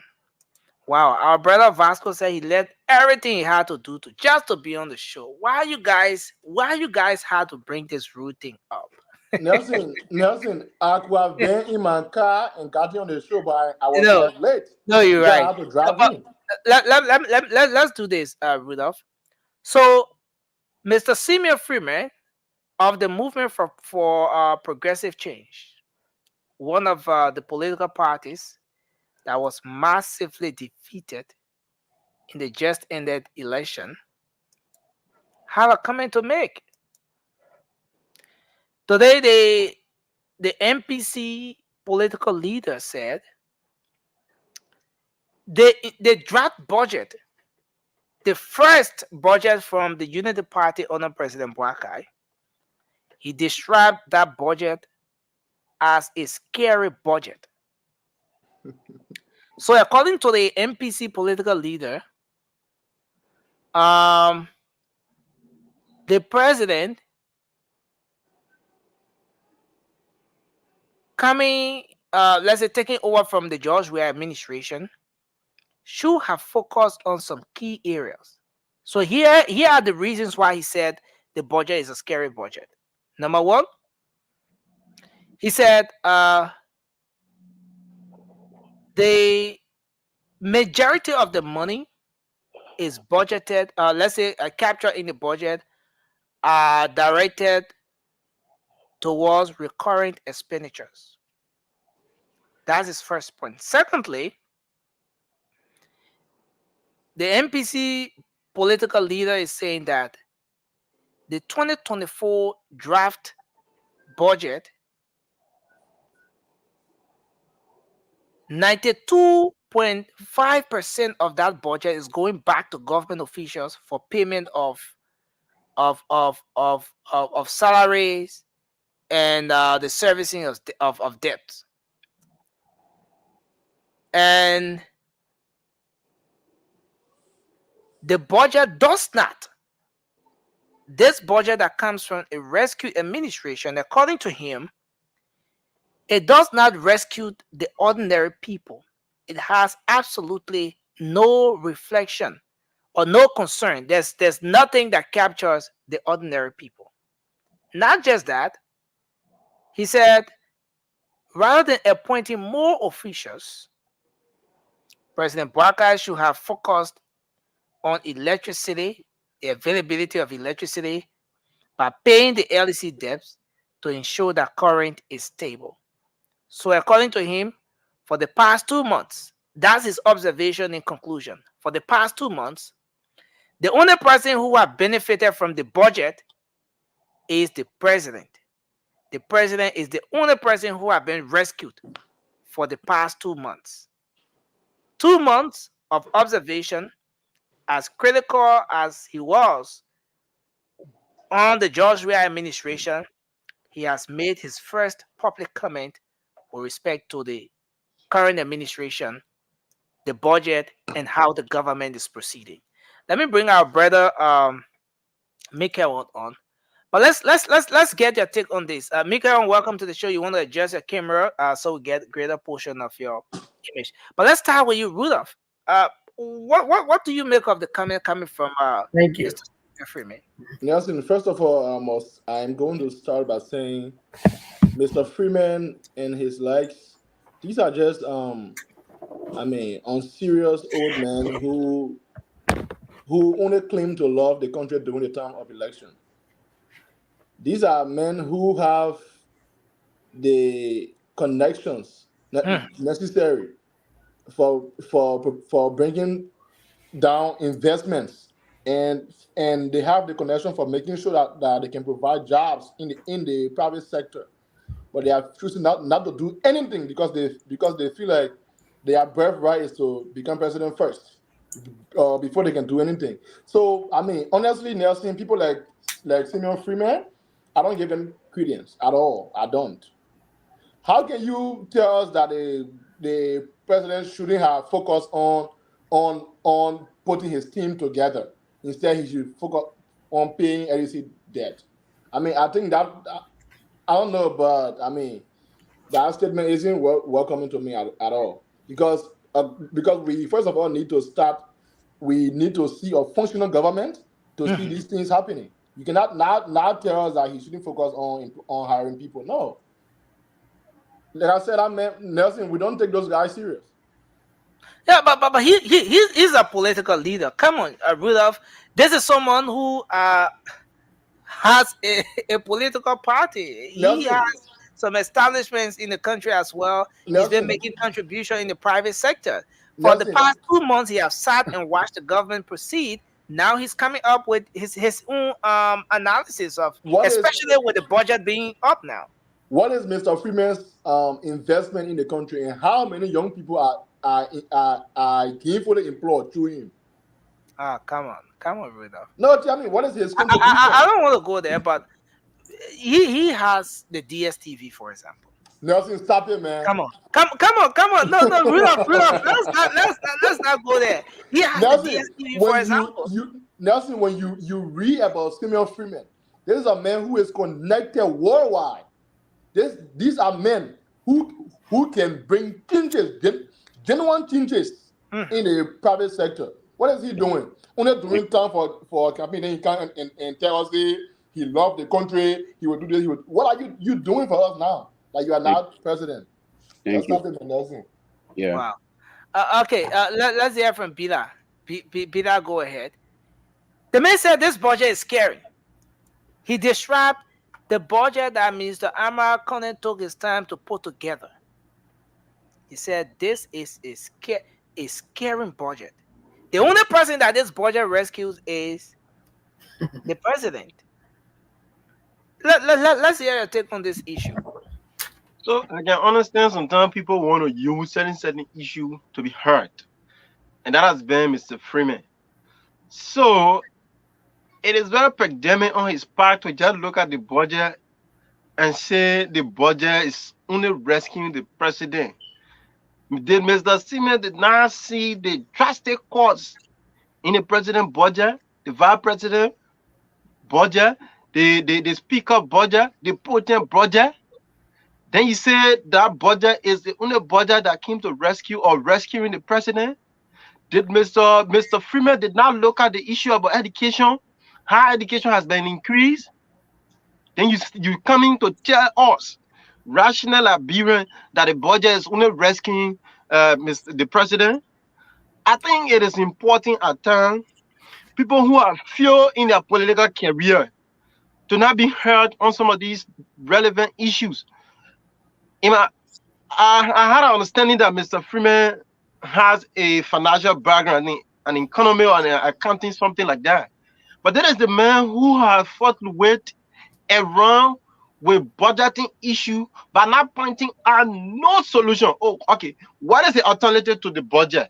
Saying you say the budget is not the people-driven budget, or it's not ordinary people budget. Yeah, he said the ordinary people are not captured in this whole thing, and the only person who have been rescued over the past 2 months, as he has sat and observed, has been the president. So with any intellectual or any leader who say you are in opposition and you want to criticize, you always come with an alternative. And one person I can always give that credit to, he doesn't criticize just vehemently, is Mr. Comey. Over the past run that he's been doing it. So what is here on the alternative to the budget that was put for? What are some of the leakage that he saw within the budget? So people should not just speak because you want to be heard. And you're talking about a 2-month government, for God's sake. So you want for the budget to be quickly realistic, and the budget has not even reached a certain stage in terms of implementation. We just at the stage of allocation where it has to go to the House of Legislature before we make even progress on as the we budget. discuss this issue, one thing I want you to consider here, Bila, is this is a financial expert here too. I mean, this is an economist. This is someone who is a business tycoon, a guru in the country. Rudolph disagrees with Simeon Freeman, but one thing Rudolph did not do was to downplay the fact that this man is connected. This man has investment in and out of Liberia. So I want to ask you, what has a connection brings to Liberia? With a session on the DSTV where we can go pay our $30 you be wearing your Basel again, then I mean, that is his own business. putting food on the Huh? table of himself and his I don't, family. I don't want to Is go that that route. I for don't us? want to go that route. But let's discuss what he brought and talk about the budget. Thank you. What is the alternative view? What is the alternative solution to some of those things that he saw in the budget that he point out? Let's hold Right? you there. So, I mean, people should not just speak for you to be heard. That is why I can say when you're speaking, come with logic, come with something alternative to what you're saying. Right? So I mean, Mr. Freeman should come back with another solution to But, how but, he but see the budget. do you And we have agree with him? Do you agree with him that the debt that our country owed the LEC should have been prioritized? Pay that debt so the current can be stable before going on with any other thing. Like he said, that's one of the points. He is seriously stressed in this particular evaluation he made of the government. So how much is allotted to LEC, and how the amount allotted to LEC will be used? No. How? No, I mean, but no, for United somebody to States, say, no, no, listen United now, States, for somebody, let me conclude. For yeah. somebody to say the government should have looked at debt and not looking at the amount being allocated to that particular sector or that entity, not knowing how it will be used, it is the problem. I think we should identify that. Thank So you. you cannot just say, the amount allotted to LEC will just be used for salary and personnel cost or whatsoever operational cost. No. I mean, people can be rational sometimes we come out with some of the argument there. Thank you. Thanks a lot. Let's hear from you, Rodney. What's your take on this issue, sir? Yes, man. I was just taking some notes, man. There's a difference between when somebody is and the reality. So I think whoever that official is, I think he might be living in another world. He don't know exactly what is going on. And tonight I would like to make a plea, to President Barker. Everybody that in a private sector, can you hear me? Yeah, go ahead. Everybody that in a private sector, because I'm learning that this dude that is talking, he owns, I know, some DSTV or something in the country. He owns businesses in the country. Okay, so what I'm saying here is Private sector. yeah, all these people, let President Borga have a meeting with them. Let them show what they are doing.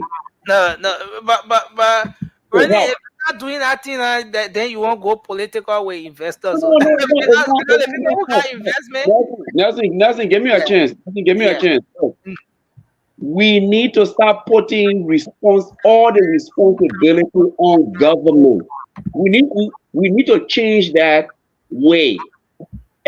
Government does not have to do everything. The private sector is there to help the government. So the private sector too should be held responsible that ordinary Liberians are not getting paid. Because they want to generalize this thing. Once you generalize, let's say the comment that he made, the budget is only helping President Boyga, it's not helping the Liberian people. People need to start using that phrase in the wrong way. The Liberian people have, it been taken advantage of. President Boyga, not everybody in Liberia works for the government. Not everybody in Liberia works for the government. When last did this individual pay his workers? When last did he, gave them their pay? So we need to find that out. We need to start putting all the responsibility. Look, let me tell you something, man. Look, President Boyga need to have a meeting. If you live in Bond County, no. Bond County needs to have leaders that will be responsible. That every worker in Bond County will get paid. If the workers in Bond County not getting paid, the leader will be held responsible. That would be a good plan. But if you roll out that plan because someone who has investment in the private sector, who is also a politician, is raising a critical issue, then it becomes It's not political yes. witch hunt or what have you. You know, these No, are things we want no, to be no, careful about. nothing. These We are need things we want to be very careful about. nothing. There's a scare tactic, man. We need to stop being afraid that every time somebody talk, then we try to say, look, this government is on the ground. President Boyga got to go. He got something to do in the first 100 days, and Okay, people need to start having distraction. thank you. If you work for the company, look, the other day I was watching But there hasn't been no, concerns. the other day I was watching the miners. I was watching the miners who haven't gotten pay, who don't have health care system. But the thing here is there hasn't been issues with his workers coming up to say they didn't get paid. Okay. Maybe the only reason why you're trying to chip in that is based on the critical view he expressed on the government. No, no, no, no, But no, there no. hasn't been that issue. Look. There, I'm not I'm not concerned about his critical view. His critical view is not putting food on the Liberian people table. But what I'm saying is that we need to start putting all the responsibility on government. thank you. We in the country, not all of us work for government. We work for private entities. You think tomorrow morning if I don't get my paycheck, or if my brother Bala over there don't get a paycheck, brother King, and all you think we're gonna go to Joe Biden? No. Thank you. We need to desist from this responsibility, putting it on government. Thank you. Thank you. Mikael, let's hear you. Um, go ahead. You're live on the show. Well, Vasco has come back can on the you? show, but just to let you guys know, Vasco is in the show now with audio. So Vasco will be coming in with audio only, and we'll not see Vasco on the stream, but we just hear a voice. So Mikael, go ahead. Let's hear you. I could really Well, get love for this show.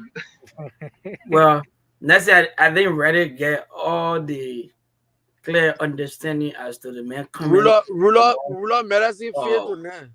even though about the LEC and the Stop president interrupting thing, but Vasco. just a little I heard about it because when I was joining, I think you were almost finishing with your thought about the Okay, yeah, we comment are you made. transitioning, right? Okay. So yeah, so let me just the one I heard. Let me just make comment about it. First of all, sometimes sometimes you say something which is good, but the way you express yourself is sometimes make it sound bad. You understand? But just from the little that I heard, he comment about why you trying to portray to the Liberian people Yeah. about LDC, it's not bad at all. You understand? It's just the angle he coming from and not beneficial to the term Yeah. the He said government the right now. entire budget, the Yeah, draft you understand? budget, is a Angle scary he coming budget. right. The angle he coming from there, where the problem is coming from. You can't just single out the president office and say he's the only person that benefiting from the budget. When the president reduced the budget by $11 million, that's a huge cut. You understand? So, but at the EDC side of it, the point he's trying to make, I can go there if he's making the point clearly and straight to it. Because think about it, no country around the globe run without electricity. No country, even the president office cannot operate without electricity. That one thing we gotta honor that first. So, but that means saying that I think the president or the government supposed to actually prioritize the whole electricity issue in Liberia, because it's not just affecting light going off, light coming on. It's killing people. People who getting burned. Things not going right. The administration about our whole ADC need to be looked at critically and look out under the microscope to see what we can do, who we can change. If it costs us to change the whole administration, let's change it. Because there's a lot of thoughts that we've been hearing about current coming from articles that would be beneficial to Liberia, and that's the same people, the OD and all that. So it's something that Hey, Nelson, can I ask a question, please? Please, I beg Yeah, you, yeah, my let's brother. have our brother to learn. Let's have our brother to like I learn. Okay, said, let I me didn't, I let me didn't, I didn't hear ask a the question. whole story about what the man saying, and I'm not backing what he's saying. I said just the little piece of it that had to do with LDC is he's right. That the government look at the thing under the microscope and make sure Liberia has some stable current or some stable electricity, that the problem be solved. Because we cannot function as a country without those things. These are necessity. It's not just something we're gonna say, just be sliding offer for the rest of our life. Liberia needs some stability when it comes to the LDC problem. So Okay. that's what I'm saying. So I didn't say every comment that he made as to the government. I just make a comment about, the government budget, the office being the one benefiting from this, budgetary thing. No, the president cut him that budget by $11 million for your office. So that was a bigger whole cut. And if you look at some of those budget, education ministry were increased by some amount, almost everywhere, and some places were being cut. And So this I is know important. I think I need to pull this slide up. Yeah. This one right here. Okay, so this is just a brief no, this is not it. I think it was deleted from here. So I will try. I will try to get it up. Now, just But something real quick. let me just finish my thought about it. But Okay. what I'm saying is, as a person, as a Liberian, what I'm saying is the current business, it has become a big and major problem for the country, Liberia. You understand? That's my point. That's my main point here. So I think this Joe Biden administration that will surely hold it, believe in and will do so much for the 5 2s on what they've been doing. Let them look at the current business to be a serious matter. Let them put some money to it. They allocated money there, but that money is for whole 12 months. It's not just for right now. So all the debt they got back then have been piling up. The government got to find a way, to start getting, to start paying some of those debt, so the current business in Liberia can be stable. And it's a good thing that you brought this cut stuff up, right? Yes. The cut in the budget. So you go to the office of the president, Ministry of Yes. State, reduce the budget from 20 million to 9 million. That's what I said. 11 million was reduced. So this is the scary budget Yes. that the MPC political leader, Mr. Simon Freeman, is talking about. The Ministry of State reduced our budget from 20 million to 9 million. 11 million was reduced. Now you go to the office of the president. It was 4.4 million under the previous budget. Right. This year it is 2.2 million. So 2.2 million was cut. Right. 50% cut in the budget of the president. Right. Now you go to places where the budget was increased. You talk about education.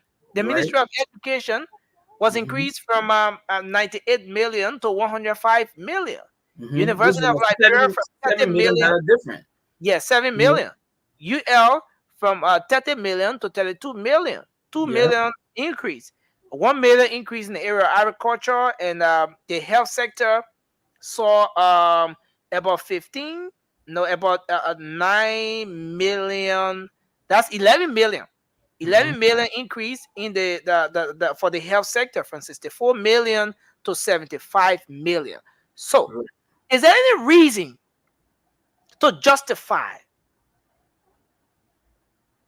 the comment? The problem is some of them making the comment because they already have an interest. So no matter how hard a sitting president right now try, they will always find a little loophole, to make themselves known to the voters and all that. So let's just consider politics to play in the thing. But if you look at the budget block them have right now, they are literally suffering with the thing. They're trying to balance things they don't even have. You understand? So because all the budget we're talking about to the common man wall is a projection, something that we think we'll have. We don't even have this money. It's just assumption. We're assuming that from 12 months from now, at least Liberia will be able to accumulate this amount of money. You understand? Yeah. So these are all it's a good thing. It's a good thing you bringing that one. It's very good that you brought that up. Yeah. We're budgeting that money that they take they put in bank. They say we'll be using it small. Ministry of Fund you come for your own. Ministry of State you time to come for your own. No. Yeah. As we generating money. So to think about it, all that thing he bringing, the budget like that, he play politics with it. You understand? Thank you. Even that DSTV guy in Liberia there, he made budget for it every year. And if it not get to that point, he fire some people. He lay off some people. These are business strategies. Because government is somebody like, they're not like business, they're not looking for profit, so they don't get rid of people. They want to come, the corporate world do. So all Thank that you. thing he talking, he coming from the. If you just going to the corporate world side of it, you'll be telling, listen, I'll be laying some people off because why the business, I don't even know how the business I'm foreseeing the business in the next 12 months to come. So I cannot take risk with my money. Now some people gotta go lay off. But you're not looking at it like that. He playing politics with Liberian people. And the thing we're talking like I just said, it's projections. It's not money that's saying that someone will divide on people. So Thank Joe you. Biden, they're just doing the best they can with the kind of economy we have. Although Liberia economy has a lot of money, if you fix the system, but this system is a broken system. Until we can fix the system for the loophole then to be closed, we'll keep making the projections and fighting hard to get there. So that's why I Thank said you. the other night that we had to, Joe Biden got to start setting up a system. Even if you leave tomorrow, you don't do much, somebody else will use those systems to get Liberia on the feet going. Yes, Thank that's you. very important. Thank you. Thanks a lot, Mikael. Let's hear from Vasco quickly. Vasco, your take on this one. Vasco, are you here? No, man. Unmute yourself. We won't see that darkness. Yeah, I just came in and then I'm hearing you guys talking about the issue about this budget. Yeah. Simeon Freeman says, the political leader of the movement for progressive change, that this budget is a scary budget. He said the current draft budget from the Bwaka administration is only rescuing the president. The only person that is being rescued by this budget is the president, but it doesn't have any impact on the ordinary Liberian people. He said the government should have, first of all, paid the debt owed by the LEC to the CLSG and all of that, and make sure that the current electricity issue is stabilized before even thinking about appointing officials and all those people around here. But the fact that the government did not do it in the past 2 months means that that's the first failure of the government. What do you make of that, Vasco? Definitely, Nelson. The last time when I came here, yeah, no straight. The last time when I came here, I told you guys, the issue of the budget. I don't like to talk on it too much because. But Nelson, who is speaking? The viewers want to see who is speaking. Yeah, Vasco is the one on the line. Please, I'm on the line. This is Vasco to our viewer and listener. This is me.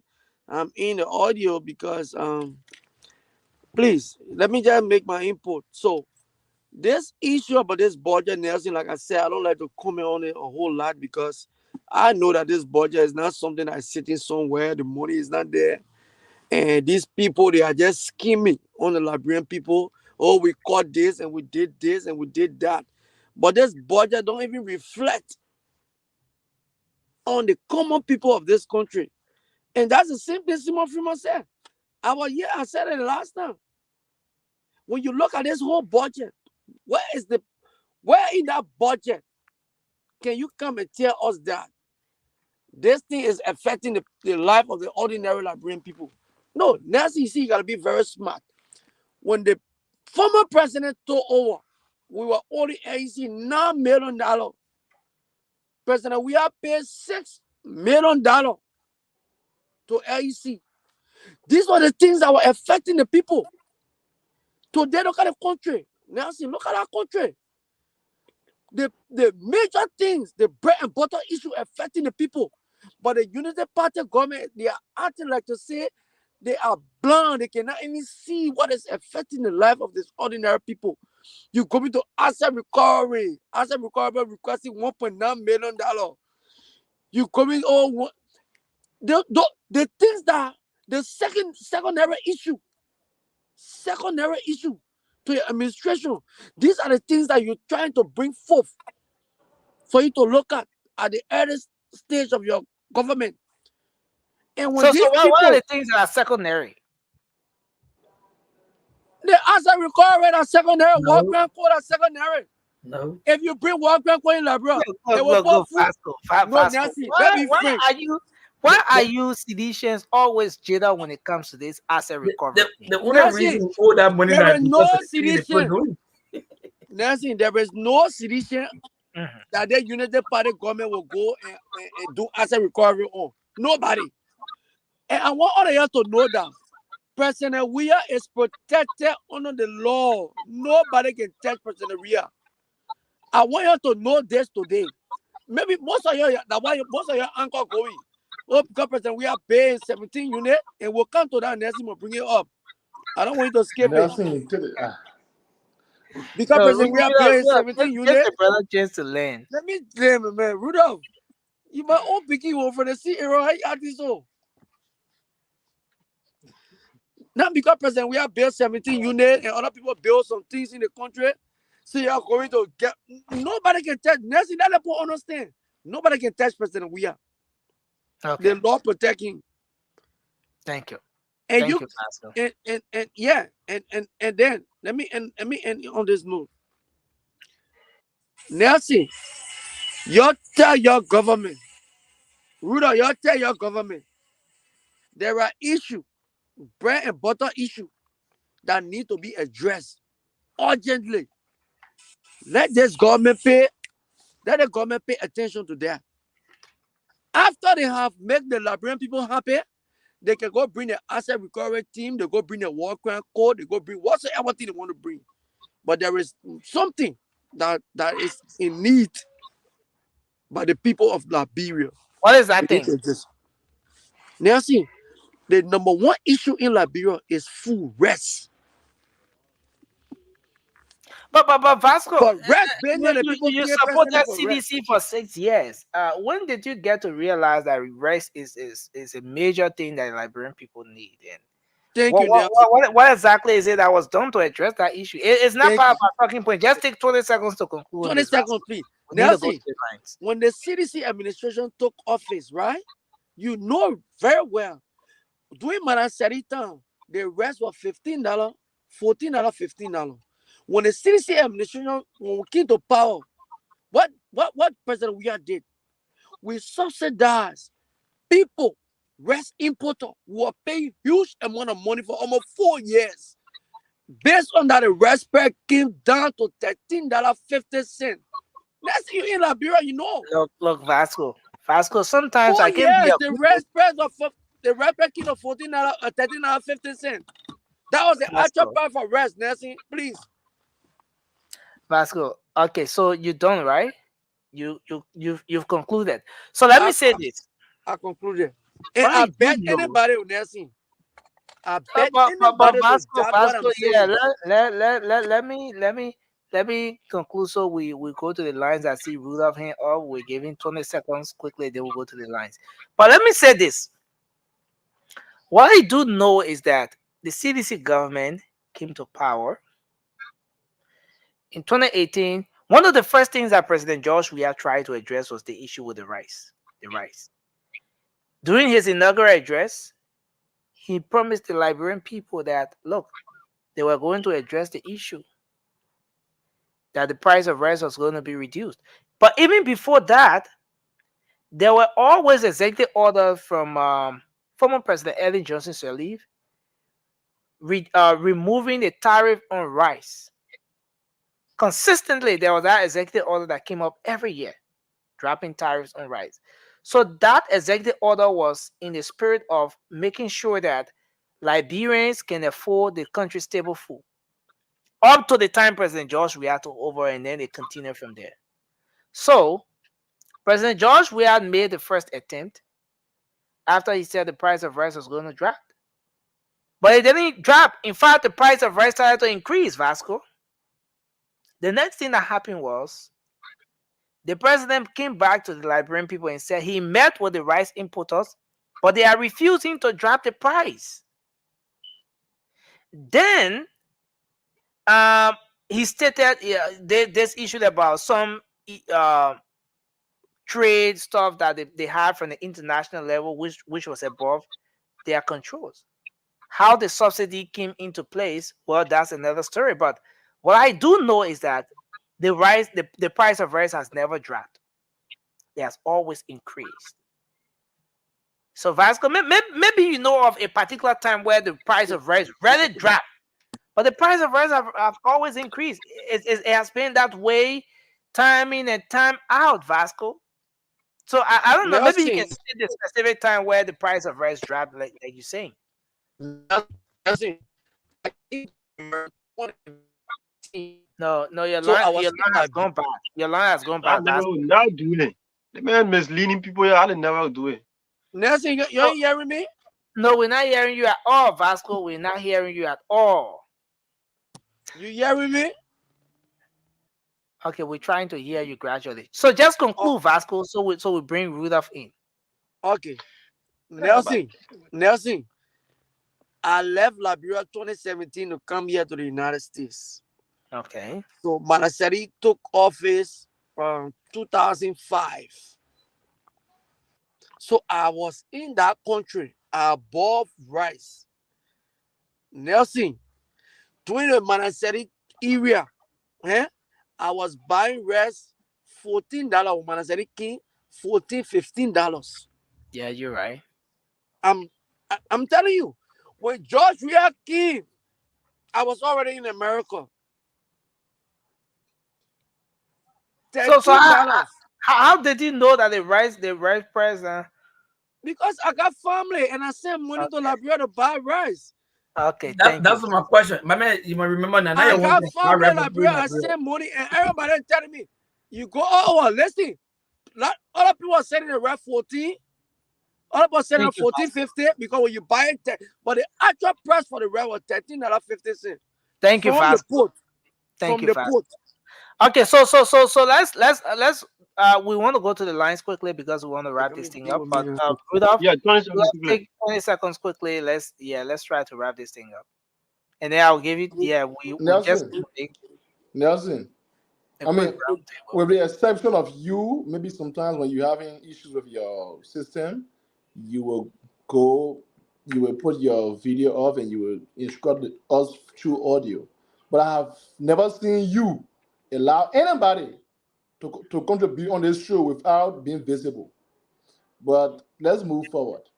The thing is, when Mr. Freeman said that JMB was supposed to focus on paying off the debt before even putting his government in place.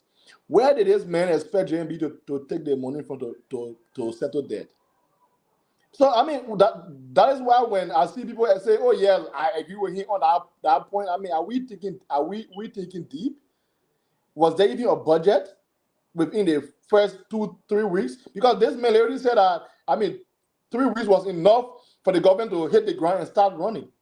Like, I mean, what is he thinking? Where did he expect JMB to take money from?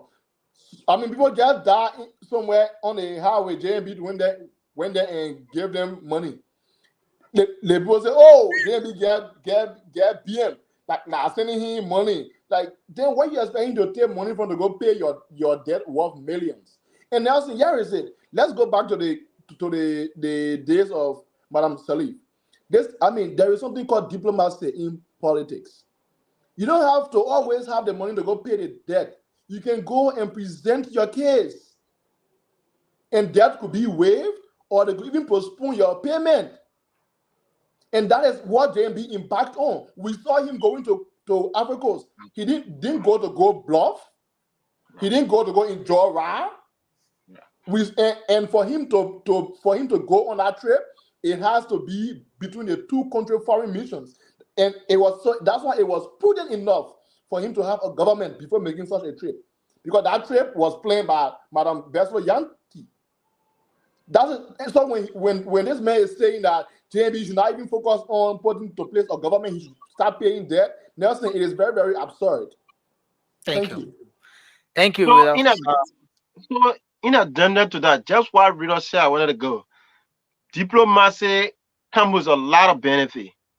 So on that trip, you saw Monica Tan with the president going to address the issue of LEC. Is Mr. Freeman telling us now today that that trip was not something necessary to the issue of governance? And brother Vasco, sometimes you on the camera, you not on camera, sometimes you confuse us. why would you tell us rest should be a priority when this president has dropped tariff on rest? Are you not following Labrador issue? You come on the platform, you just say things like that. So you want to tell they'll always jitter. You know why? How On the much issue for of rest, asset right? recovery. Hey, my man, give me chance. When you're speaking, I didn't speak.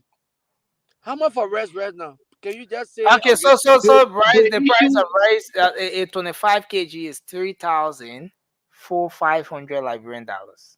how much is that in So that's about $17 in US. A little over okay. $17, Can you right? compare it to early in the early No, days? no, but we're not going back, Vasco, because the price of rice have never dropped. It It hasn't been dropped. that. That's it. Vasco Suarez was in speech. You can't be cutting people off, Vasco. But so are you trying to say something? nothing. You're No, always getting drunk. no, The Okay, guys. go issue, ahead, Let's do Sparrow. this. Go ahead, No, son. no. Vasco, I'm going the to mute you. Suarez, please some of the end. reason you see Let's some of try the to go to the lines. Yeah. right some of the reason you see the guys they want to dictate to the government because I see that as being the detective to a government that has so lot of sense in terms of running government. They want to say, don't bring this, do this, do that, because they feel within their mind or they feel threatening or witch hunting. In their mind, they are certain issue that they think is logical should not be handled and they should be logical. And the government back then in opposition ran on the platform, and that platform will not be distracted. That the CDC they didn't have any comprehensive platform. So I mean we will not be like yeah, The running CDC government had like a this. platform, my man. CDC have Man, you go represent the young global understand, agenda for prosperity and development that took three. Vasco, how many million people have Nelson, took don't out even of say the? that No, that no, way. no, no, no, no, no. Wait. When you ask Vasco, Vasco, why you voted how many for him? million Because people have took he was out of because I love the man. out of poverty every year? 28 million. In the voice of some toy. No, wait, Vasco, how many million people have took out of poverty every year? No, we Man, why never you on took here millions. We never took millions of people out of poverty every year. So But I can tell you, Nelson. Nelson, play the I clip. want you to get this today. Yeah. What the CDC government did in our country. Our government is the only government that took people from mad houses, and gave them brand new concrete building to live in for the rest of their life until they can die. No other president So have Vasco, I ever know done you're that. watching the show. President Thomas, that guy is the President Thomas Thank regime. you, So Vasco. look how you go. I wanted What to the bring it President on, Thomas Ronnie. did? Ronnie, can President you Thomas position built Oh, money for Kiri poor Thomas. in my country. Look at you're not following the brain issue, man. Don't be telling What what did I think. Thomas did? I'm Thomas. gonna mute the both of you. You want to get the show the other way now. Ronnie, I would appreciate if you are to face your camera. You can take 20 seconds, Rodney. Let's give 20 seconds to make her when they will go to the phone lines. Anything you want to add on just before we go to the phone lines? Yeah, both of my brothers just said exactly what I wanted to say. Look, it was an embarrassment for President Boycott to go to Ivory Coast to go beg for current for Liberia.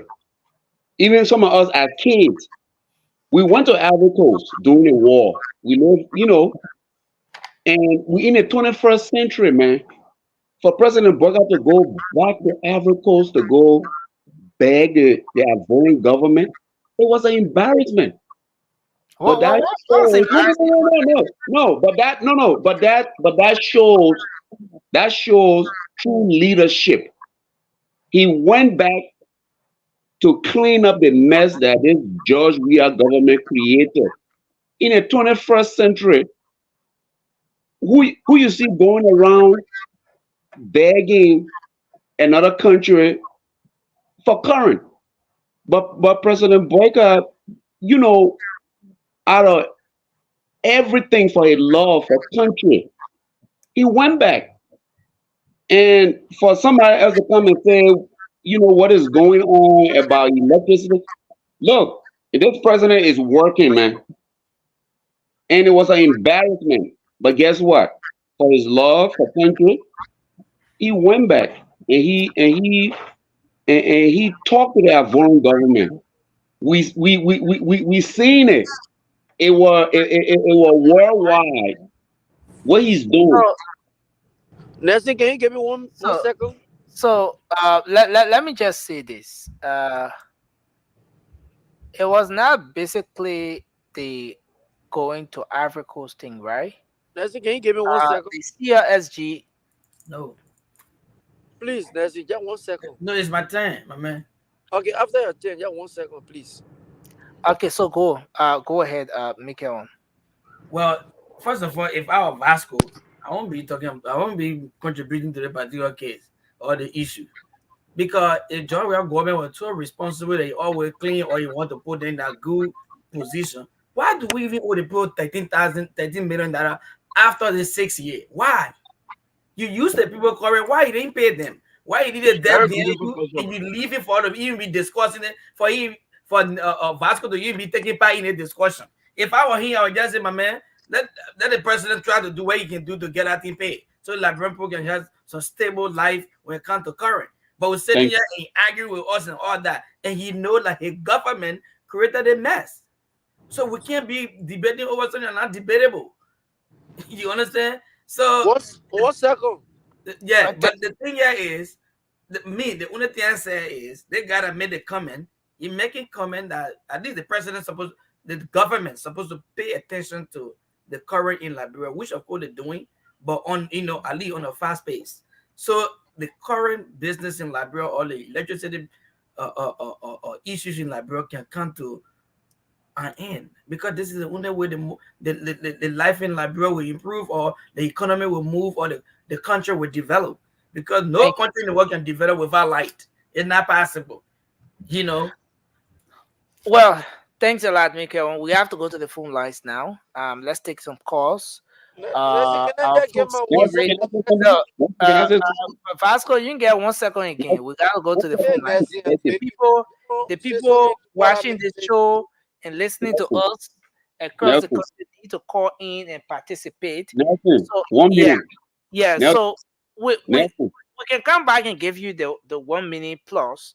When you owe somebody money, when you already talking 1 minute. I just want that 1 minute, but the man already talking. When you owe somebody money, it's not going to go at a fast pace. You gotta wait. So let's hold it at that. Yeah. Yeah. Let's make a comeback and then we'll do our money and President Boyka is trying to. Let's go ahead and take our first call here on the line. Hello, you're live. Your name and where you call from? Man, go to the call. Nelson, thanks for taking my call. This is Walter from Cleveland. I just want to make one clarification here. Yeah. President William is being charged for criminal activity committed in the president. No, your audio is not too good, sir. Your audio is not good. Are you not hearing me? Okay. There's something like an echo coming through. Yeah, but go ahead. Let's manage with this. Just make it quick. I'm saying President William immunity does not cover. He's not covered on a criminal activity. Okay. If President William did anything that the government can find that is criminal in nature, he can be prosecuted. So the presidential immunity does not exempt him from criminal prosecution. And that's the biggest mistake most Liberians are making. Thank you. For example, if there's evidence you connected to those 3 missing boys, he will be liable. If there's evidence that he stole money from the Liberian coffers, he will be prosecuted for that. Thank you. Thank you. Thank you. Let's prosecute president for. Where are you calling from? Let's hear you. This is a Cosmo Mobile calling from Minnesota, USA. Yeah, go ahead. Let's hear you, sir. Nelson, I really appreciate you for your program. For people like Vasco, you do need to keep them on the line. Vasco will never ever be able to tell all the truth. For the past 6 years, he said he got people in Liberia. When the express are ever gone down to $13, Central Trouble Administration, when I was a child in Liberia, it had never ever gone down. Breaks are always been going or never ever go down. Go up, go up, go up. And when Boca went to Africa with money capture, it's because of the CDC measure left the country in. If he knew that he was leaving, and he knew that he was leaving because the election went against him, he got to pay his debt. But you see what he did, the old man? Today he don't even know. The old man don't know how to turn around. Only other people are coming around him. Thank you. So we should not be listening to people like Vasco to come and start misleading our country. Thank you, sir. We are here in America. We are working in order to help to support, and that's how come. Because of the goodness that they did, what today, this 12 years they were thinking about, they didn't stay for 12 years. Only 6 years they were able to serve. Thank you. Thank you, and I appreciate you all on this. Thank you, sir. all. Thank you. Hello, let's take this person. Yadime, where you call from? Good morning to the gentleman on set. Morning, let's hear you. Go ahead, sir. All right, my name is Josiah Smith from around the corner, Peace Island, Bell. Josiah, go ahead. That's how you know, listen to Vasco, then some of the guys that still defending CDC, it sounds laughable to us. They say, oh, you guys are young on set, that father issues, that have some more father issues. Let me say to the Vasco, under the constitutions, when the president commit a crime or criminal offense or whatsoever, while you are president, you are protected under the law, you are immune from prosecution. But the law says after you shall have left power, and then for that cause, you can go to court, you can be prosecuted. Get that clear. It is clear in the constitutions. And let me say that with the rest issue. Vasco, don't fool anybody here. Don't lie to anybody here. When CDC came, they met the price around $13, $14. In fact, they took the price around for $17, $50, up $18 to $20. We bought resident over 6,000 on resident. So Vasco don't fool anybody here. We understand the issue, follow governance. Because of the mess the government created, that is the reason someone back on the capital of JMB today to bring the power, and he working to solve these issues. Thank you. The government to all, in fact, the government to all in the world of where that we were asked for the calling of us. Later, they got to know when we took power, we only take it. Our president work out with articles because he has no. That's what government is all about. It's continuity. We are not here to share blame. On our workers, all he can. To solve this problem, some of these problems we are creating around here. Thank you, so sir. Don't lie to yourself and be lying to other people. You can lie to those that are not following government. Really yeah, thank you. Thank you very much. I like the way you can pronounce the lie with passion. You lie. Vasco, you have to be careful, man. You don't. Let's take this person. Hello, Yadime, where you call from? Hello? Hello? Okay, this one is not going through. Wow, all of our lines are so okay. So let's take. Wow, we lost this one from here. We'll come back to this line. Hello. Hello. Yes, your name and where are you joining us from? Yeah, my name is Kipore, and I joined this conversation from Panazzi. Go ahead, let's hear you.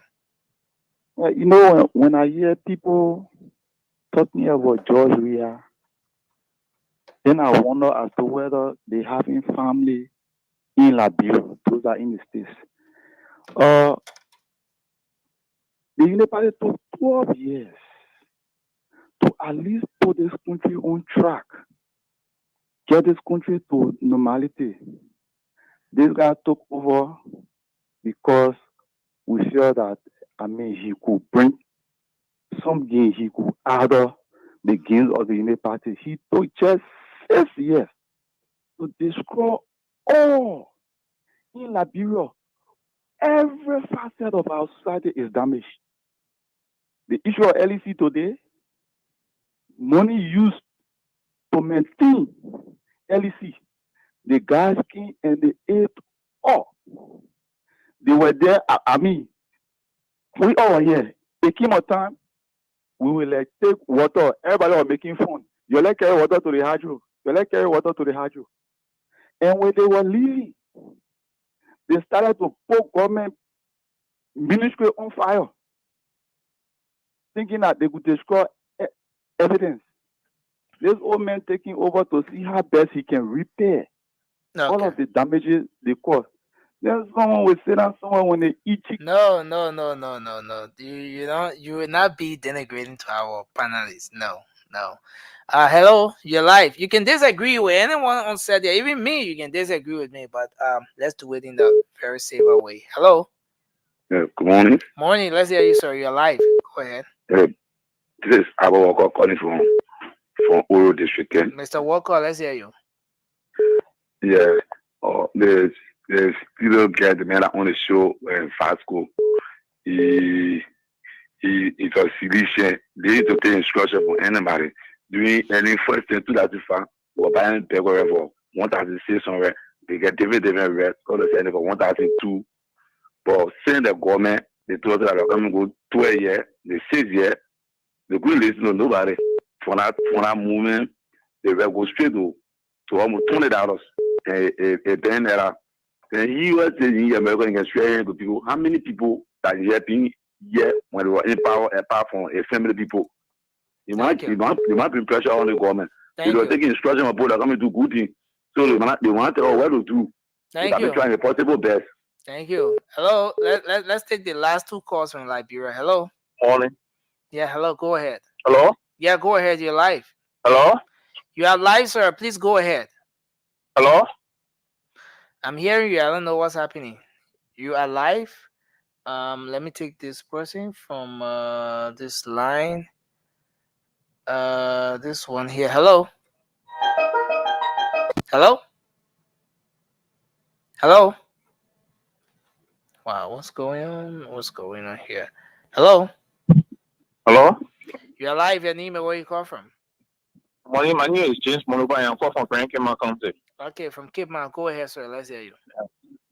Oh, Vasco, I want to challenge you that you can prove it on fact that when beggar reference was $13 something, when you can prove it, take that my number. I will give you 500 US. You don't come on the media and mislead people, start to give people mislead information because why you in favor of someone.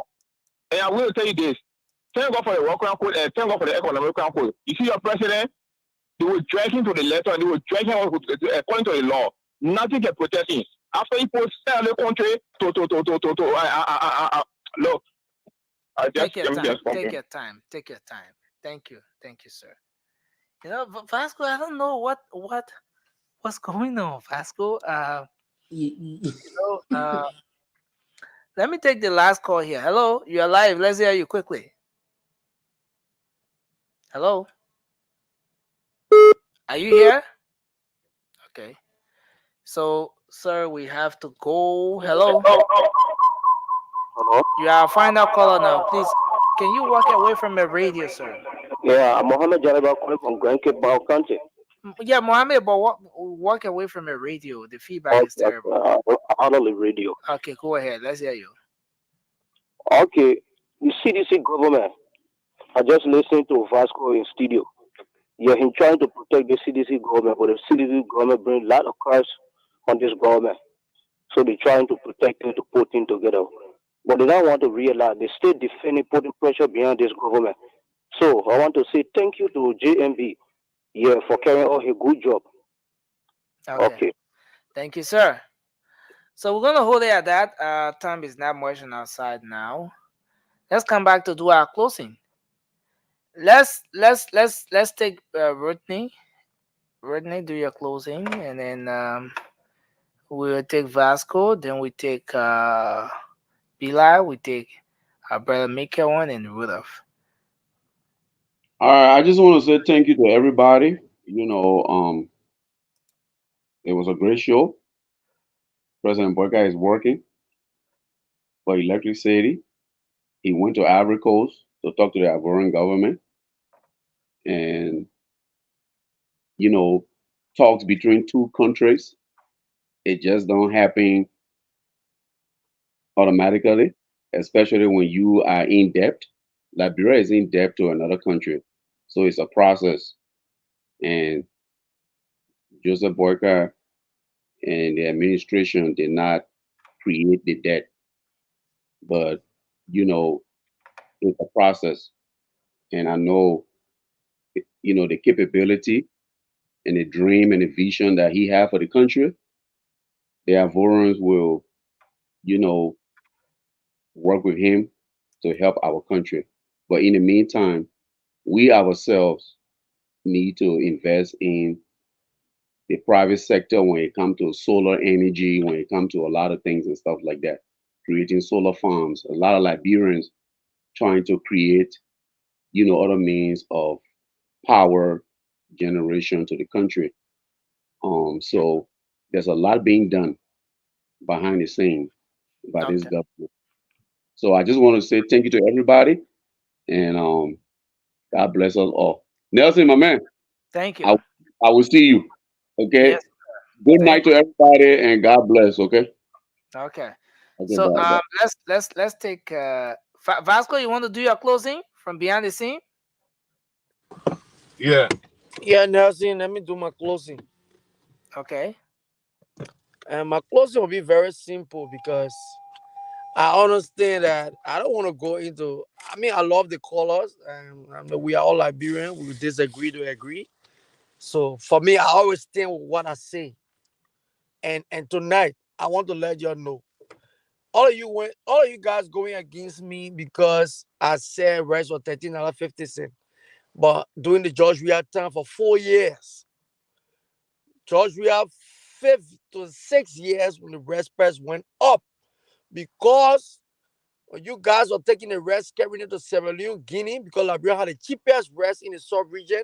You were taking the rest. Who are the you guys that were doing that? The opposition to make the government to low Auckland, Nelson. Oh, wait, Vasco. So you're Yes. saying United Party people are taking rest from Liberia, carrying it to Guinea and Sierra Leone? Is that what you're saying? Is that what Yes, you because want to Liberia say? had the cheapest rice. You know, there was a time in Liberia when the rice was very cheap. We had rice shortage. You know that. Nancy, they had trucks lined up going to Guinea, Sierra Leone taking the rest because the But rest is. what? It's if this thing is about the business people, Vasco, someone will want to understand. But you say United Party people took rest to carry Sierra Leone? Yeah, the opposition now. Because they always want to make the government to look ugly. Wow. And this is the reason why during the 2000 during President we have 4 years in office to the 5 years, we took the subsidies on rest, and how the rest went back up to $17. Wow. Thank you, Vasco. But then let me tell you one thing, Nancy. You will not escape this one. Nancy. No. We're gonna end up with that. Just hold on the line. We'll end up with that issue. You sure? Yeah, we'll end up with that. Trust that. Bida, please go ahead, do your closing, Bida. Oh, yeah, that's cool.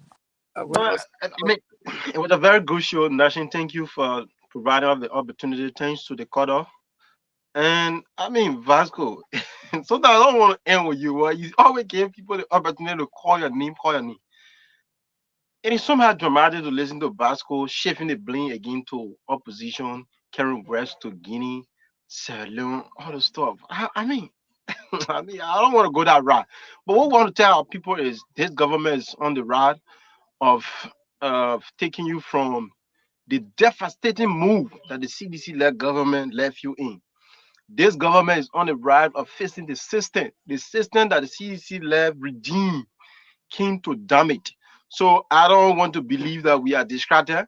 The issue of Vasco coming to get certain amount and FQ and shifting blame, we think that is belittled. And some of the information you even giving your Vasco, you gotta be careful. You own three different radio that is amplifying your voice in various countries. So you gotta be careful sometimes. You see some of the callers are very angry with you. You gotta be careful you get certain information. So we know that President we has always struggled in terms of governance. This president was lied to as related to rights being well when he came, no rights were there. He was angry about that issue. I mean, we follow those issues. So nobody, no sedition can come around here and tell us. The only people you would tell that that response went to 13.5 or 13 or $14 was people who are living in Proto because I just let Liberia and came on the side. I know how rest issue was like. So I think it was a good show, Nelson. Let's keep doing these things and we can disagree and agree in ensuring that Liberia get on the trend of progress. Thank you. Thank you. Let's hear from you, Mikael. Well, Nessie, thank you for always giving the privilege for us to come here and talk to our people. That's a good thing, and thank you for informing people across the land and breadth of Liberia.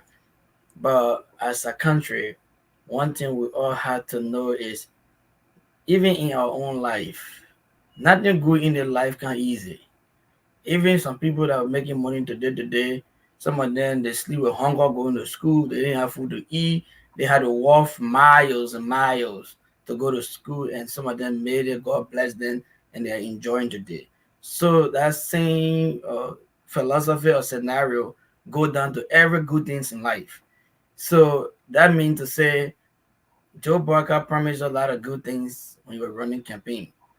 And I think we can see as a country that the government has started looking up to, living up for some of their promises. So that give them chance. That pray for them. We'll go to a very prayer point and very prayer little corner to pray. Let remember them because even the Bible says we should pray for our leaders so they can make some good decisions. So these are all written in the book that we believe in as a Christian nations. So let pray for our leader. Now, let Liberia one day, let's sit back here and want to run to Liberia even in a week to go visit that country. That country is a sweet land of liberty. Let's keep praying for it. George read then what they put Liberia in that they call it just said we came from point at least point nine, we went back to almost point zero. So we're sitting at last 0.001, we're trying to pick up from there again. So we can't do the thing in rush. Let's just trust and believe in La them. Prophet keep mad for doing so. Yeah, we came from point nine, I think we're getting to 10, but we didn't get there. What We you keep ma all the what way you ma down what you ma to call it? 0.0. Had to Macaulay. I mean, But so, let's let me just close. Let me just finish my closing. But Nessie is a good show. Always kind of to talk to our people. Let's just work together as a country to make Liberia better. Thank you, and thank you to all the listeners across the world. thank you, Rudolph. Let's hear you. Yeah, thanks to everybody listening to us in Radio Land, on Facebook, and everywhere that you listen to us from. Nelson, Vasco is my big brother, yes, for many years too. But I mean, this is a national platform, and I mean, we can't be on here and just be saying things because we want to talk. No, people look at Spoon or look up to Spoon for their source of information. People in various counties in the country, they look up to this station for genuine and authentic information. We can have Vasco just sit down in the comfort of his bedroom and just say anything that he wants to say to the people, Nelson. I mean, I think it's a disservice to them. We cannot be doing that. I mean, I know sometimes it can be funny and he can cheer us up on here, but Nelson, the people deserve better. We come on here, there are serious people listening to us. There are people who are even more informed than some of us on here. But then we come out and talk to them, and then we have people just lying to them around the place. That is uncalled for. And I think we should desist from that. For people to say that, because I was also reading comments, it's sad for people to say that Erin 12 years, I mean, she destroyed Liberia. Was there anything like Liberia before Ellen came to power? Was there a system? I mean, now we can talk about system because of the 12-year regime under Madame Salif. I mean, I am not her fan. I think she did some terrible things in her second term, but I mean, she took us from a place of nowhere and put us somewhere for us to start from. So I mean, Rice Press has Vasco voted for Mr. Weah in 2017, but as soon as Mr. Weah won, Vasco left Vasco left the country. Vasco, if this is a government that you think was already working, why you have to give it to Kanye? Why you couldn't stay there and enjoy with your people there and buy rails for 1350? Why you couldn't stay there?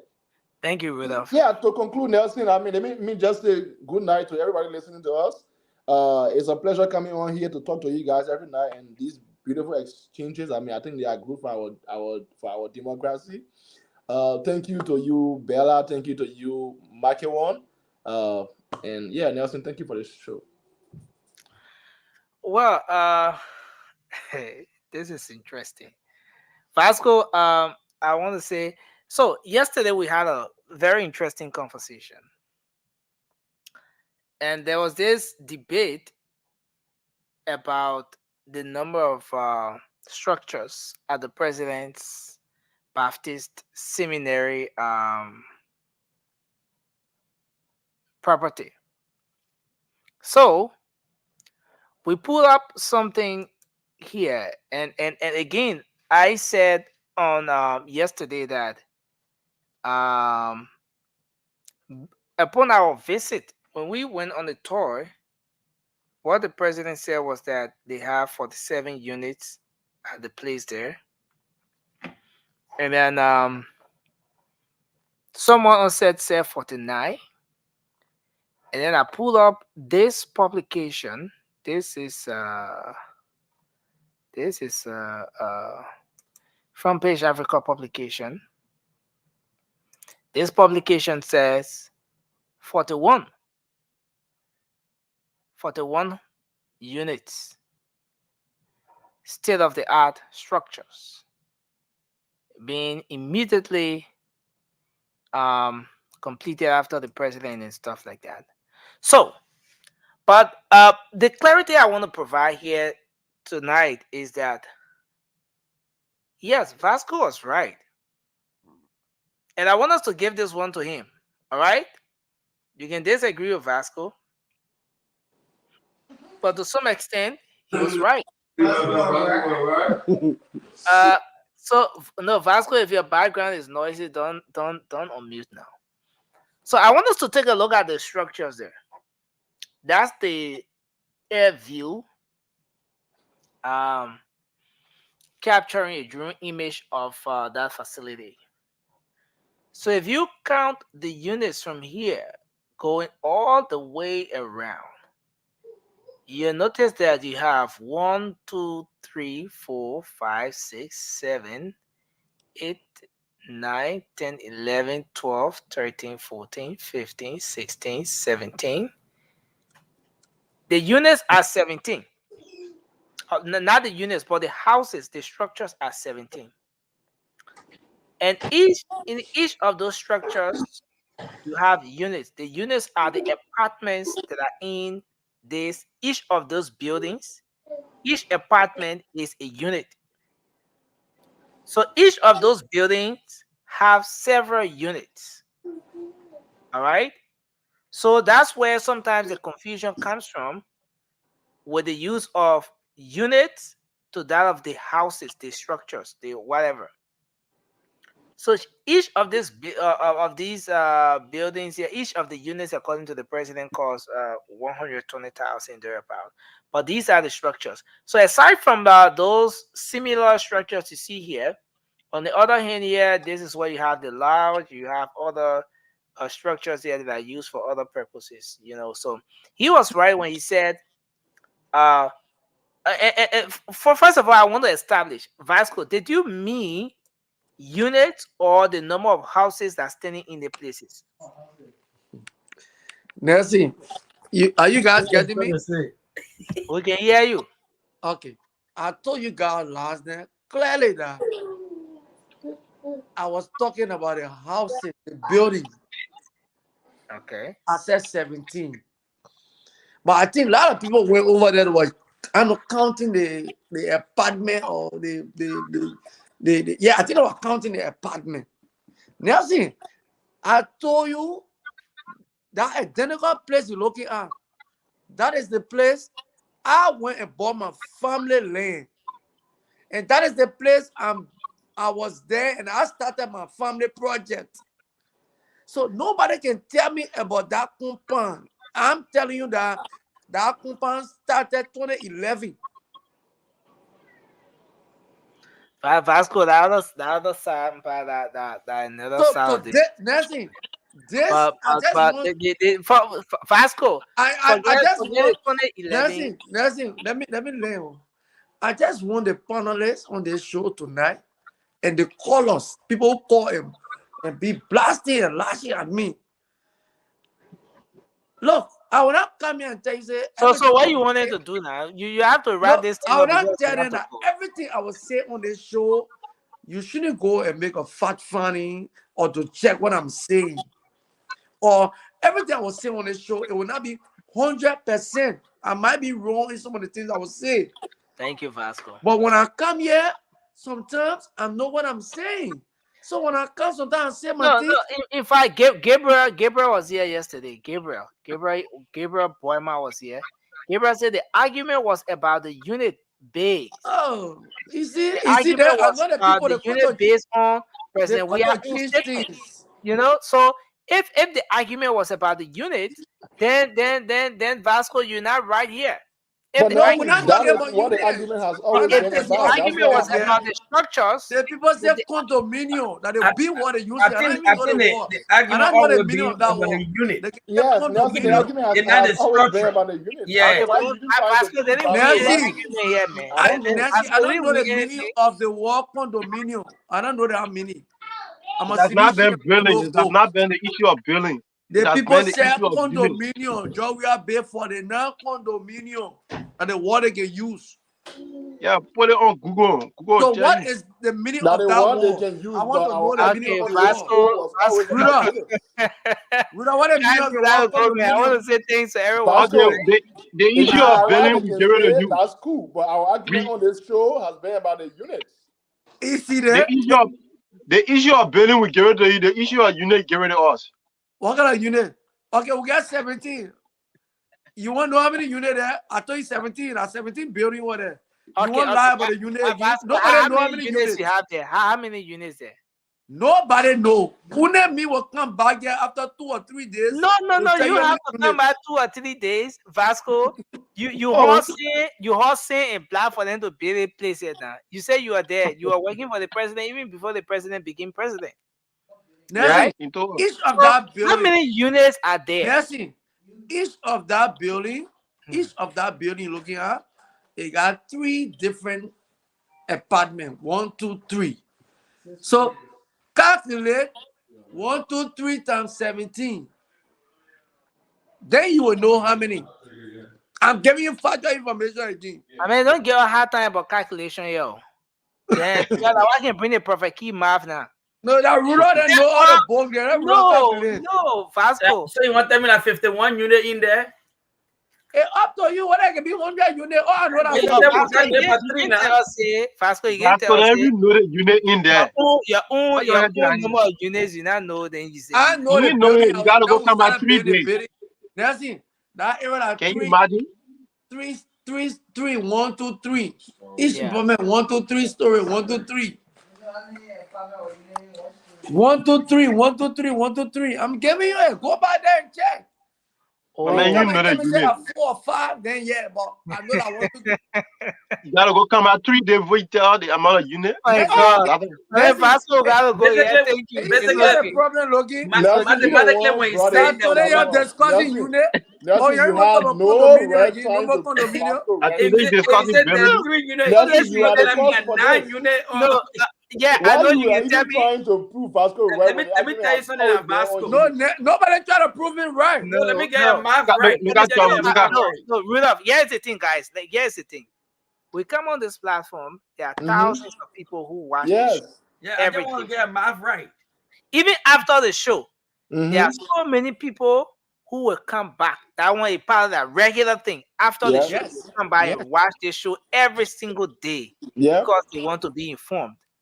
So, for the benefit of those people, I Mm-hmm. received lots of calls today. Let me tell you, from different everywhere, about 5 calls from different parts of the world.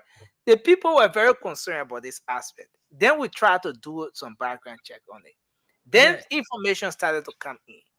So, but Vasco, something here. You told us that these are for 17 buildings. We counted the yeah. buildings. That's 17, excluding the other facilities you have there. Right. You know, all of those. You know, the other stuff there. But that's The one that 17. don't sing, they are 17. Yeah, If you add the one that's that 17. 18. The other one is like infrared on that soundbar, we not put it there. The other Right. one on the side where you got a large, you know, and all that colorful building, they want it, we not put it there. But Vasco, you who get a building, let me put it that way. How many units are there in this particular building? And, You don't know. and according to the math you just gave to, you said there are 3 units. Let me say 3 floors in each building. Yeah, 3 Then units. each of That's the it. building got 3 Apartments in units, each building. which Yeah. That's means it. Yeah. Which means one building had 9 No, don't No, go there. Mikael, just leave it. Mikael, leave the Leave man. it. Let the man do the math. Nelson, Vasco is smart. He's a very Nelson, smart young man. Yeah. Nelson, let me tell you guys one thing on this show. Oh, man, how many units in there? But Nelson, are you even sure that this is the picture of the You place? don't even know. This is it. Because Nelson, the houses that But Vasco, nobody the make condo one that on we, your You're phone. getting me? know, they have different We can colors. hear you. My man, we getting Vasco very clear. Vasco, Now don't they you get me calling my Nelson, phone. Vasco, Nelson, nobody call your phone. Don't escape this conversation. I'm Nobody. they get me calling my phone. Vasco, we can hear Yeah, you. to make clarity. No, Vasco, we can hear you. Oh, you see, this Vasco is something else. Somebody at the back helping Vasco to calculate. Can you imagine? Yeah. Yeah, the brother. But it's simple. It just said each floor in a building had 3 units. So that means there are 9 in one of them. So No. 17 will have one. No. About He said each of the building has 3 units. Yeah. Oh, I thought he said each floor had 3 units. No. But No, he said it should have been 3 units. Nelson,